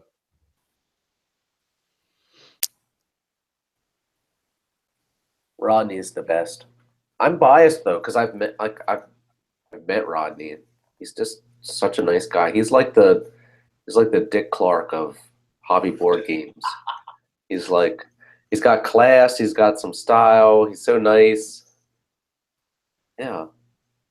but I don't even consider him in this question because it was non-founder, and Rodney's like an honorary one of us. Well, his That's- content that's a good creator. point. He did write and perform a rap song for us. I was just talking about that the other day. He did. That was awesome. I have video of it. I told him I wouldn't release it. All right. Well, instead of Rodney, maybe Jamie could say Jeff Engelstein in Overwatch, because all he does is play Lucio.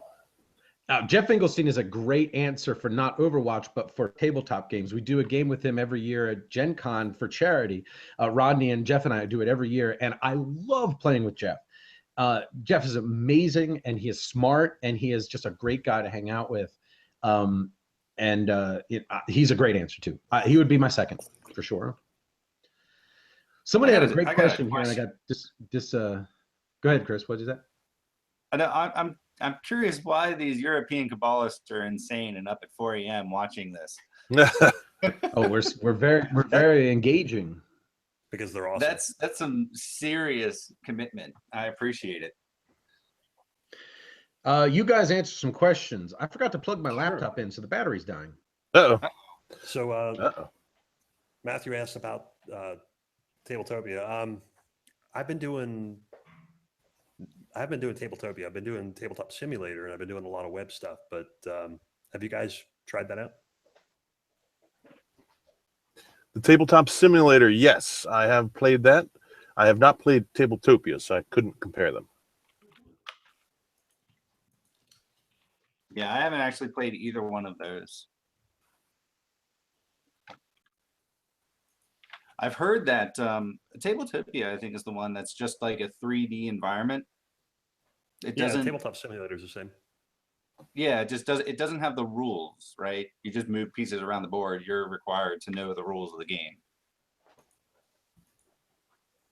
It's not like Yukata where they handle all the rules for you.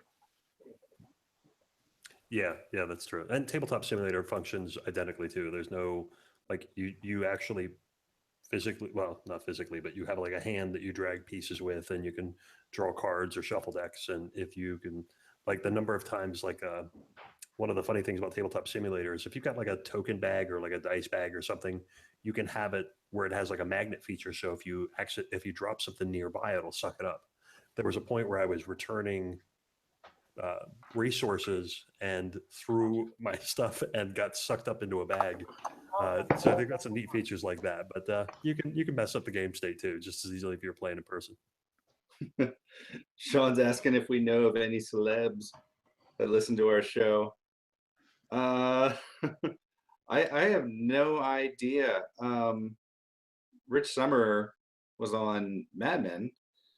I really want Jorge Garcia to listen to our show because he's one of my favorite actors. I don't know if we have any others. They're certainly not calling out to us. What's going on? What's going on? They want to know if we have any celebs listening to our show. Rich Summer from Mad Men. Yeah, Rich Summer. Will Wheaton don't listen to our show. Will Wheaton doesn't know any of us. Let's see here. So Chaos in the Old World for the new version of Coliseum. Palma listens to us. He's got time on his hands now. What about Chaos in the Old World? Oh, somebody was asking, should they have a copy of the new version of Coliseum? Should they trade it for Chaos in the Old World? Yes. I don't think Jamie's a fan. Actually, I think we just had this discussion. No, I think that I love Coliseum. Coliseum is fantastic. It's a fantastic game. I would put Chaos in the Old World, in my opinion, I like it better. And you're not going to get Chaos in the Old World ever again. So you can rebuy Coliseum, the new version, but you're never going to be able to buy Chaos in the Old World ever again. So yes, do that. I'm going to make a prediction here that you are wrong. Because Well, yes, because I heard a rumor that Talisman is being re-released by Games Workshop. So all that stuff that Fantasy Flight did is fair game for Games Workshop to that's true, to Tony, make their but own the thing version is, of it. Talisman was originally a Games Workshop game. Chaos in the Old World is not. Chaos If in the you Old go World, to, there's a Games Workshop website that's sort of like buried inside one of their community websites that has that a lot of those games, and Chaos in the Old World is one of them, listed and linked to. I'm not saying that you're wrong, Tony. Obviously, I mean they have the rights to the IP of that game, and I imagine that they could probably remake the game if they wanted to. I don't know if the game design kind of reverted back to Eric Lang or to Fantasy Flight, probably Fantasy Flight, and they may have had part of the deal to bring it over. But I'm going to bet that Games Workshop will not make that, or Forbidden Stars, unfortunately. I would love if they did, but I don't think they would, because Talisman is an original property of theirs. And now Fury of Dracula, that would make a little more sense, although it's not in their whole Warhammer world stuff, so it probably won't. It's all speculation. It's fun, though. Justin, I agree with that. What is he saying? He's saying the Dice Tower should become part of the Secret Cabal network. Oh, my. Now, I don't want to start any trouble with the Dice Tower because I think they outnumber us. Do they? Well, I've seen pictures, and there's a whole bunch of them there. And I know when we go to Origins, there's just like 3 of us there. They do have that one dude that's like a big bodybuilder, too. Yeah. So we need to go up against Rob. We need Tony down here if we're gonna rumble. Mm-hmm. We're getting seconds on wondering how we got involved with the Dice Tower. We are quite. That was just sort of happenstance. We Tom listened to our show, and I started talking to Tom, and Tom asked us to be on the network. That's it. I mean, I think we put a couple submissions in, right? I mean, they have that thing where you can. I don't think there was a thing called a submission, but like I was talking to Tom, and I probably brought up. I don't remember. No, I'm talking about where we recorded those on the Dice Tower, where they do like they bring in all kinds of other podcasts and answer questions. And you actually suggested pretty early on that maybe we could submit to them and get kind of get our name out there a bit. And that started after we were on the network. Oh, that was after we got on? Okay. Yeah. I don't remember. I was talking to Tom before we were on the network. And I don't remember. I probably like asked him how to get on the network or something, and that's how it was. But he had been listening to us prior to that. At least he told me he was. Cool. So yeah, I didn't even know that. What else do we got here?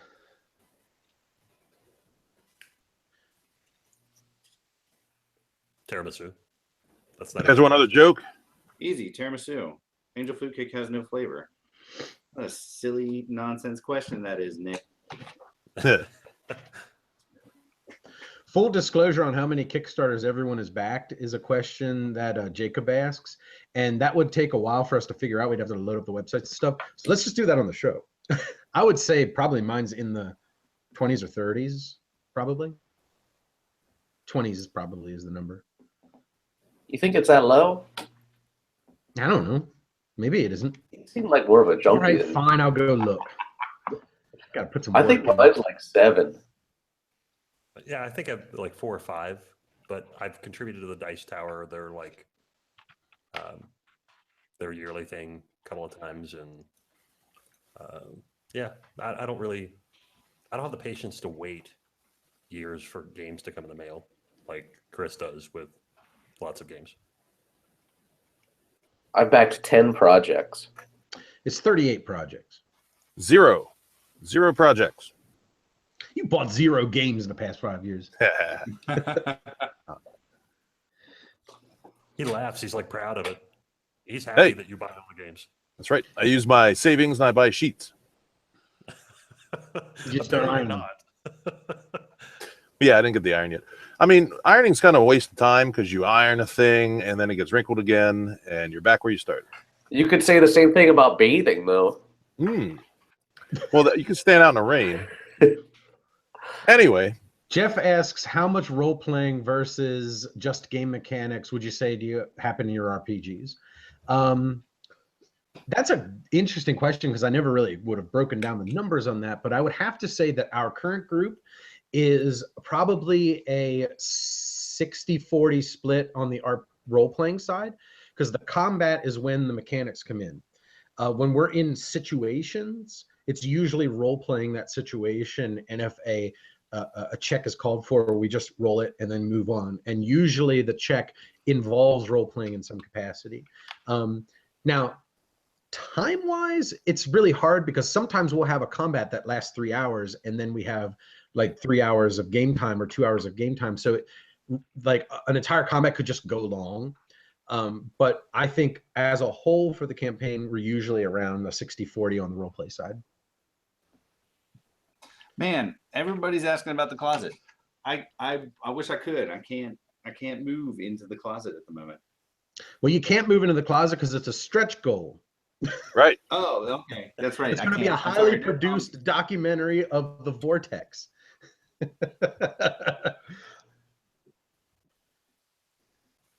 Let's see. What's a good question? Yeah, I am very excited about PAX.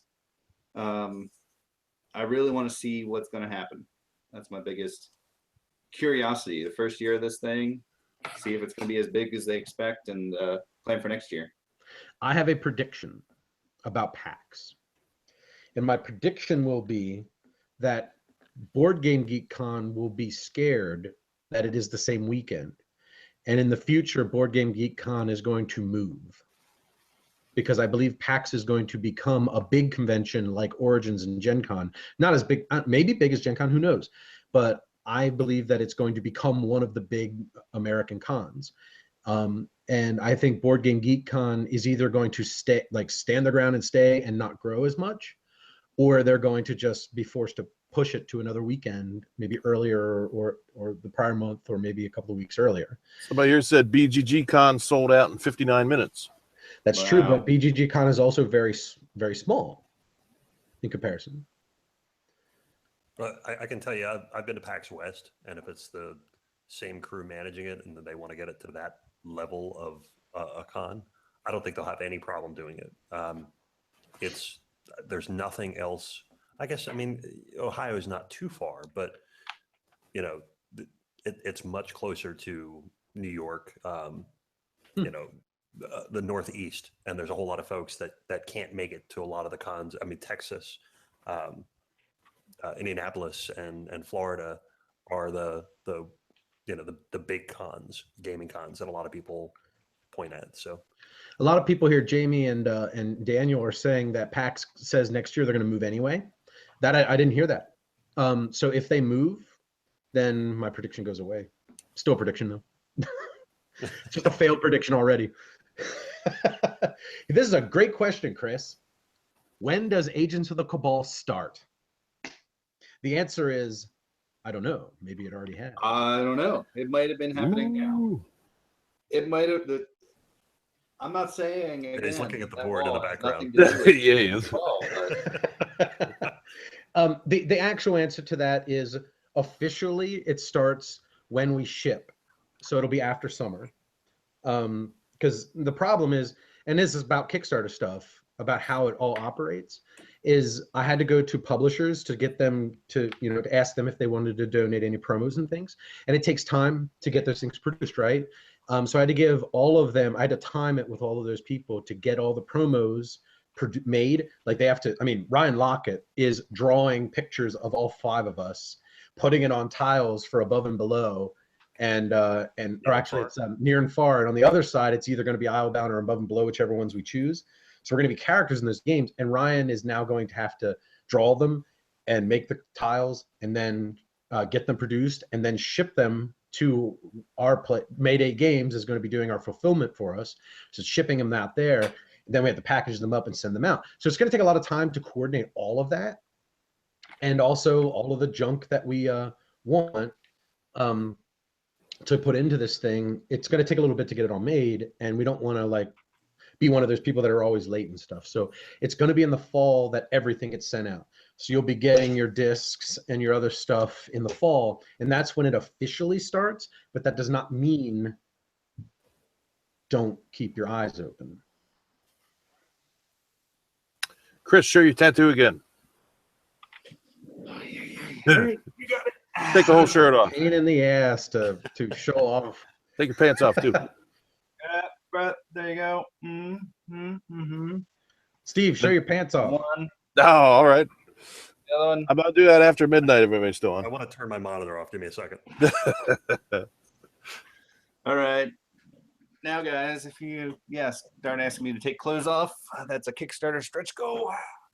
And usually people are telling Chris to bundle up. I do not have a tramp stamp. No. Now, Tony, are you gonna? Well, Tony's got a button shirt on. He can't show his abs. Yeah, it's eBay. Somebody Everybody walks around that way. Yeah, Tony, show the abs. It's right Why there. aren't you just going shirtless, Tony? You're in California. I know. I'm at work. Why did this show suddenly become inappropriate? I don't know. I've got a six-pack, but it's at the back of the fridge. Matt, I think the answer to that is going to be 2 competing stretch goals, and whichever one is higher in money, like whichever one people donate, it'll be like one of the backer levels. So if you back to like, you can go whichever direction you want there. Steve's sheet would make a boss ghost costume. Yeah, dude, my sheet is more popular than all of you guys are. I'll point that out. I think the sheet should have a Kickstarter. I love how Steve tells me last night. I'm looking at him on camera, and I'm looking at the room behind him, and I'm like, boy, oh boy, I wish that he had a different room to be in. I wasn't going to say this to him, but he goes, oh, by the way, I'm going to have a backdrop tomorrow, and he shows up with a wrinkled sheet. You know what? You know how many YouTubers that I've made fun of for having a wrinkled sheet in the background? I have a backdrop. It's great. It's for pictures. My wife bought it. She uses it. My wife's out of town. I don't know where she put it. So we got a sheet. So all that makes me think of, Steve, is the mashed potato Kickstarter. Like you could do that to get an iron, and I bet you'll kill Kickstarter with it. I could. Do that in like June or something. After hours. All right, what's a good question here? We've been going for an hour and 45 minutes. How many people we still There's got one here I want to get into though a little bit. Do it, Brian. Jeff asked about when we role playing games, like how far into it do our players traditionally get? I saw earlier somebody was talking about do they do voices, accents? Do they just like talk and say, you know what I mean? Like, what's your group doing? And your group's pretty heavy into the role play, or heavier into the role play, I think, than our normal group was years ago when we were gaming together. So what do they do? For the role playing, it all depends on the comfortability of the particular person, how deeply we get into the characters. As far as speaking through our characters' mouths, like speaking with our characters' minds, we do that.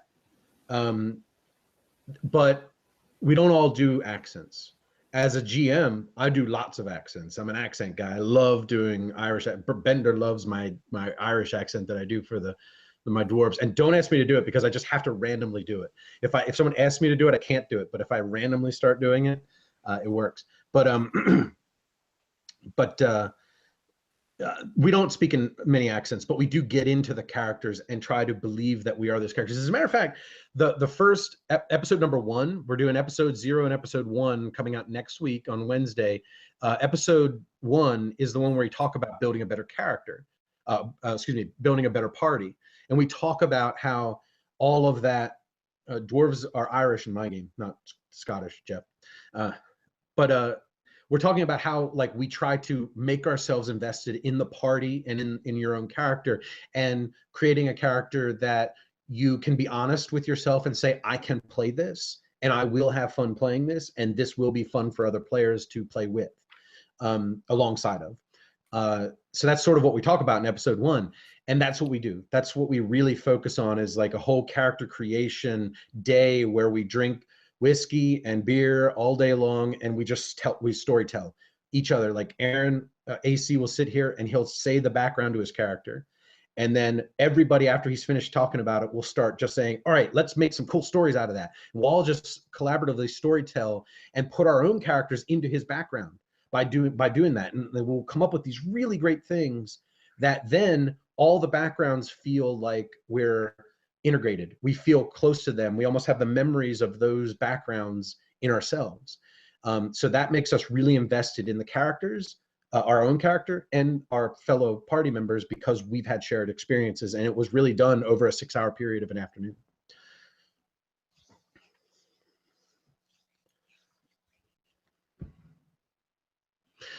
Have you found a board game? Have you found a board game that comes close to replicating the RPG experience? That's an interesting one, because the answer is yes, but it all depends on the player, right? I think a game like Descent does not do that at all. Like, that's a dungeon crawl combat game. That emulates the combat of a role-playing game. Games like Time Stories and games like Mansions of Madness. Tales of the Arabian Nights, I don't think so, Chris, because I think it can.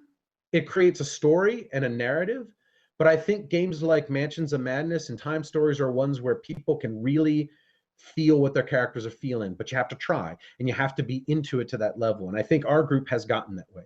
We've actually felt like we were in that experience. And even though we're not speaking in our characters' voices and things in those games, I always have felt like it was almost an RPG experience, because I felt like I was in that story, particularly Time Stories.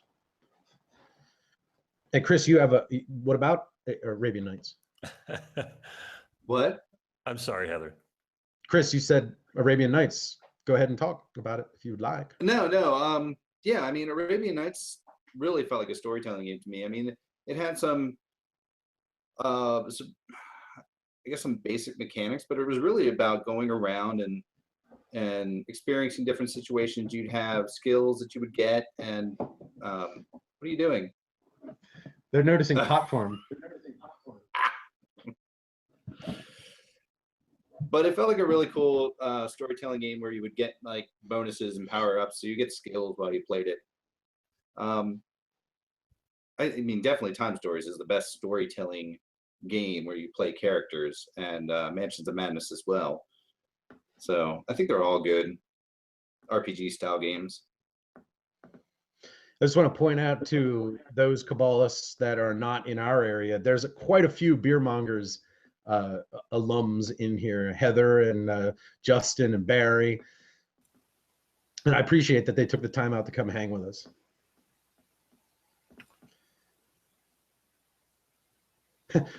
Matt just listened to the Pot Farm episode yesterday. Well, you're behind, Matt. Well, yeah, that was a long time ago. Wow.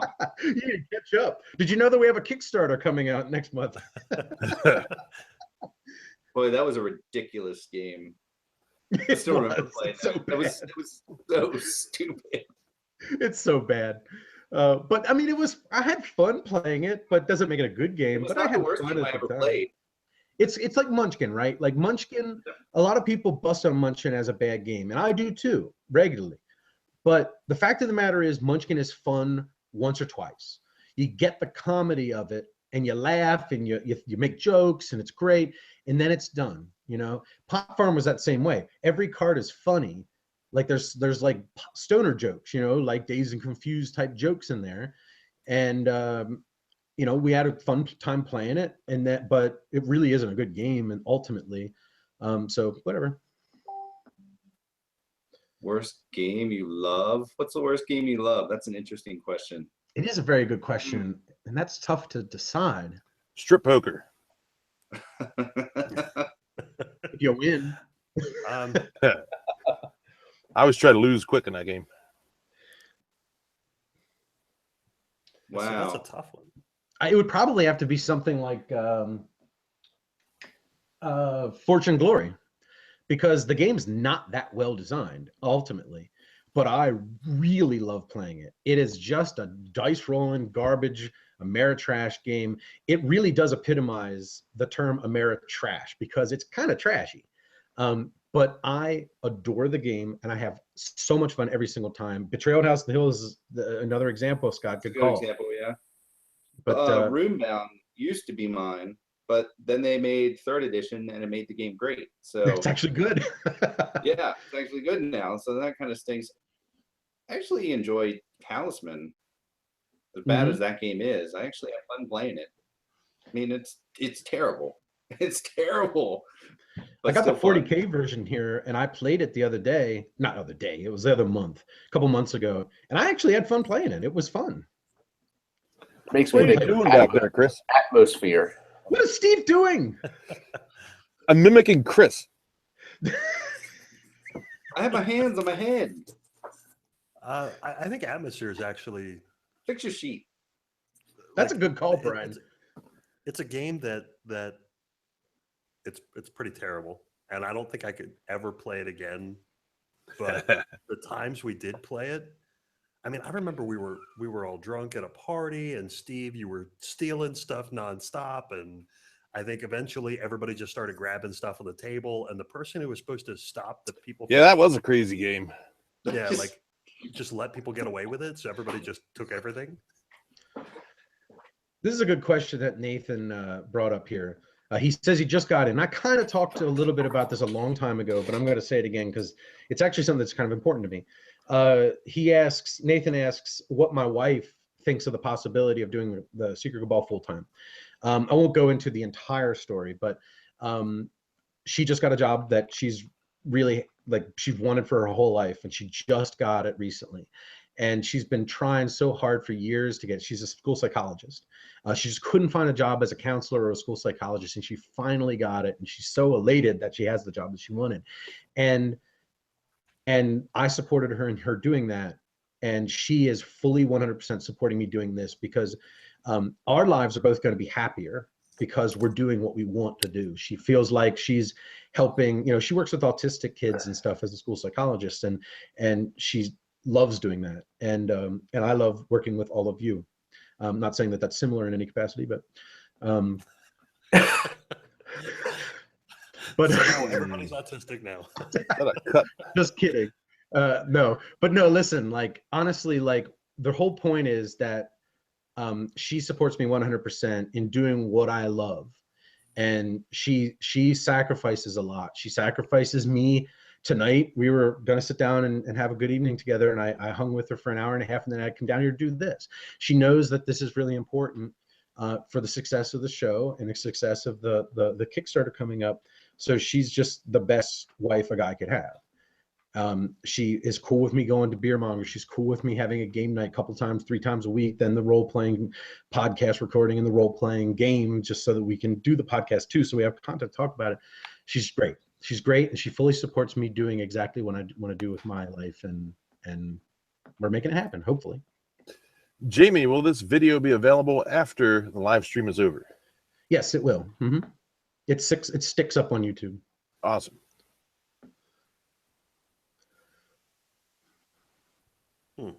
Wow, this has been about 2 hours.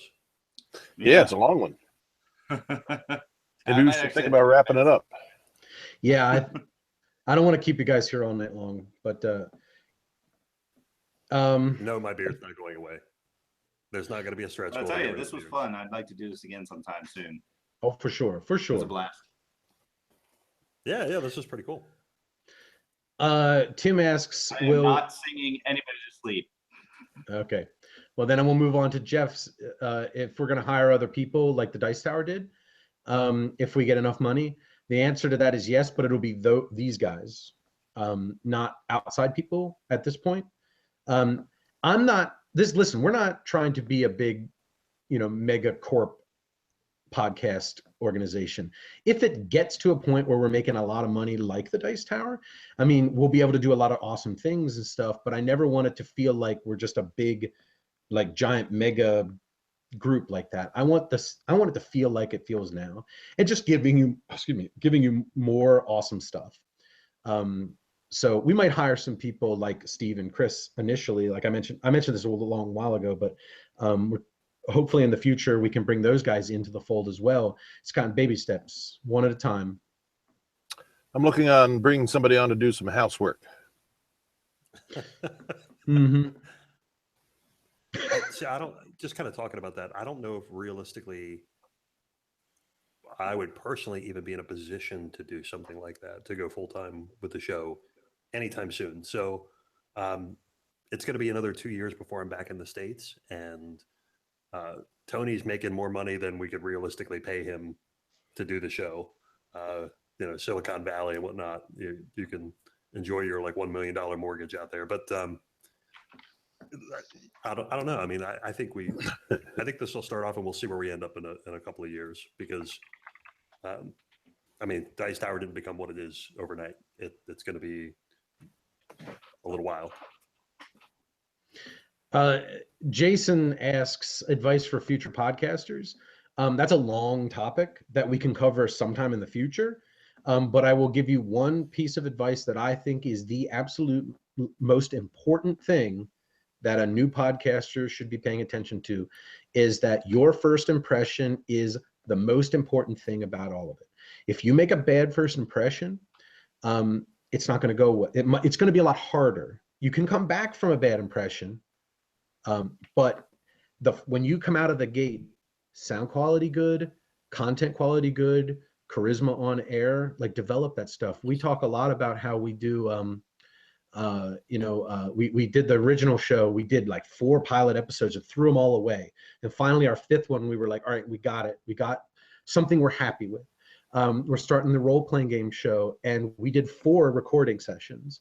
I kept 2 of them. We did the episode 0 twice, and we did episode 1 twice. And because they just weren't ready yet. Not them, like the show, it wasn't right. And it's partly my fault too, because I didn't prepare for it for people that have never podcast before. I was sort of preparing for these 4 guys who know how to do it already.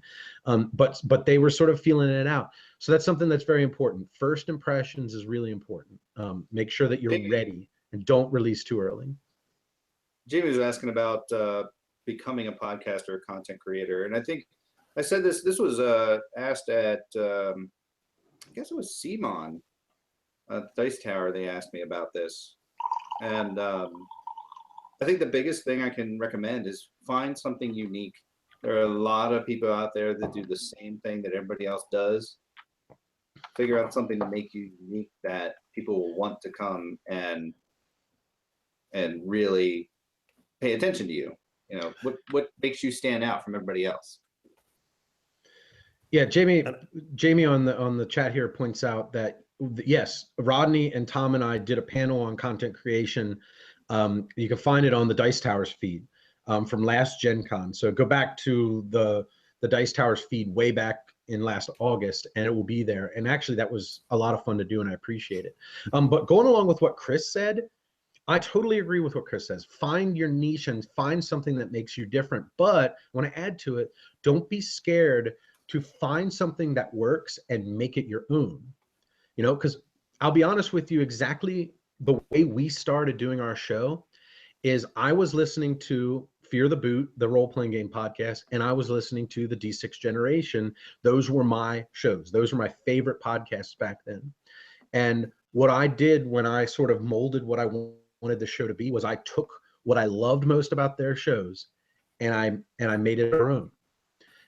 So, sometimes you don't have to reinvent the wheel, but obviously innovation is something that's important. So we as we grew and matured, we sort of made it our own thing and evolved it. And that's something that I think is important too, to keep it in your mind. Yeah, I just wanted to add to this, just kind of so people can understand what we started with. Jamie mentioned that we did a bunch of shows and then we threw them away, but it wasn't just doing the recordings and we weren't happy with the way the conversations were going or the quality or whatever. It was us learning how to be comfortable doing the recording. And so part of it is just doing what you're naturally good at. I mean, we've been having these conversations much longer than we've been doing the recording. I mean, Jamie and I used to meet at a diner 2 or 3 times a week sometimes and spend a couple hours just talking about gaming stuff. And it was talking about it in the same context that we talk about it here on the show. But so some of it is going to be your own, what you're good at doing. But the other part of it is it takes time. You gotta learn the skills to, I mean, right now you can kind of, just from the discussions that are going on, there's no editing. It's all live. Everything that we're saying is, it's going right out there. So when we were initially doing this, we used to redo things constantly, and it was, hey, next time let's do this again, and make sure we we're not chopping up discussions, and we're not cutting each other off, and you're not saying and all the time. Those are things we had to learn to get better at, and it's not something that comes just doing one show. It's something that you get much better at over time, and you'll get there. If you're interested in doing the content and you put the time in, you'll get there. Okay, guys, let's wrap this up now. Let's do one more question. I think that Jacob just asked here, what are our plans if the Kickstarter blows up beyond our wildest expectations? The answer is, I have no. Well, Steve and I are going to go to Vegas and blow at least half of it on strippers. Yeah, we could do that in New York too. We don't have to go to Vegas. No, I don't want to do it here. No, but listen, answer that question is, I have absolutely no idea. Given the time to figure out how to use it, that's when we'll figure out how to use it. And I don't know. I'm just trying to not get my hopes up too high, I hope. So, okay. I guess that'll be about it. Tony T, as always, I must ask you to give the Cabalist a parting word. Well, I think one thing to think about here, and one thing that sort of spawned this whole Google live stream, was we wanted to listen to what other people had to say. And I think it went all right, but I think there's room for more of that. So, ask people what they think. I know as a leader here at eBay and as a manager at eBay, one thing that I've really learned is you get a lot more out of people when you just ask them what they think, rather than telling them what to do or telling them what they should do. So I would throw that out here as sort of the end of this live stream is, we want that too, and you should. But we want to know what do you guys want out of us from this Kickstarter? What can we do to get your feedback and get your insight and wisdom for the best way to do this? I mean, we've got a lot of ideas and a lot of good ones, and yeah, we got hopes for where it'll go. Let us know what you think, though. I want to know what everyone thinks about. Well, thank you, Tony T. And 100% thank you guys out there for joining us tonight. And I really appreciate that you guys took the time out to both come to this live chat and to listen to our show regularly and to give us the feedback that Tony's talking about. Yes, he's absolutely right. I would love your feedback. What would you like to see us do, going forward with the show? How would you like us to roll out some of this stuff? I mean, we obviously can't do everything, but we would certainly mold our show to what our listeners like. And that's our number one priority. I mentioned it in the video. If you haven't watched the video, it's also on the YouTube channel, is you guys are our bosses. We don't cater to publishers, designers, other media creators, or anything. You guys are the ones that we are in business for. And we want to make stuff that we're proud of and stuff that you're interested in consuming, enjoying. So I hope that you guys will check out the Kickstarter when it goes live next month on April 5th. And hopefully we can make this happen, because you won't believe what happens afterwards. We're going to be busting some awesome stuff out there, and you're going to, I hope really enjoy it. So with that, I guess that will be us signing off. Come on back next week for the new episodes of the Lords of the Dungeon, episode 0 and episode 1 coming out next Wednesday. And then onward and upward for us. So good night, everybody. Adios. Adios. Folks.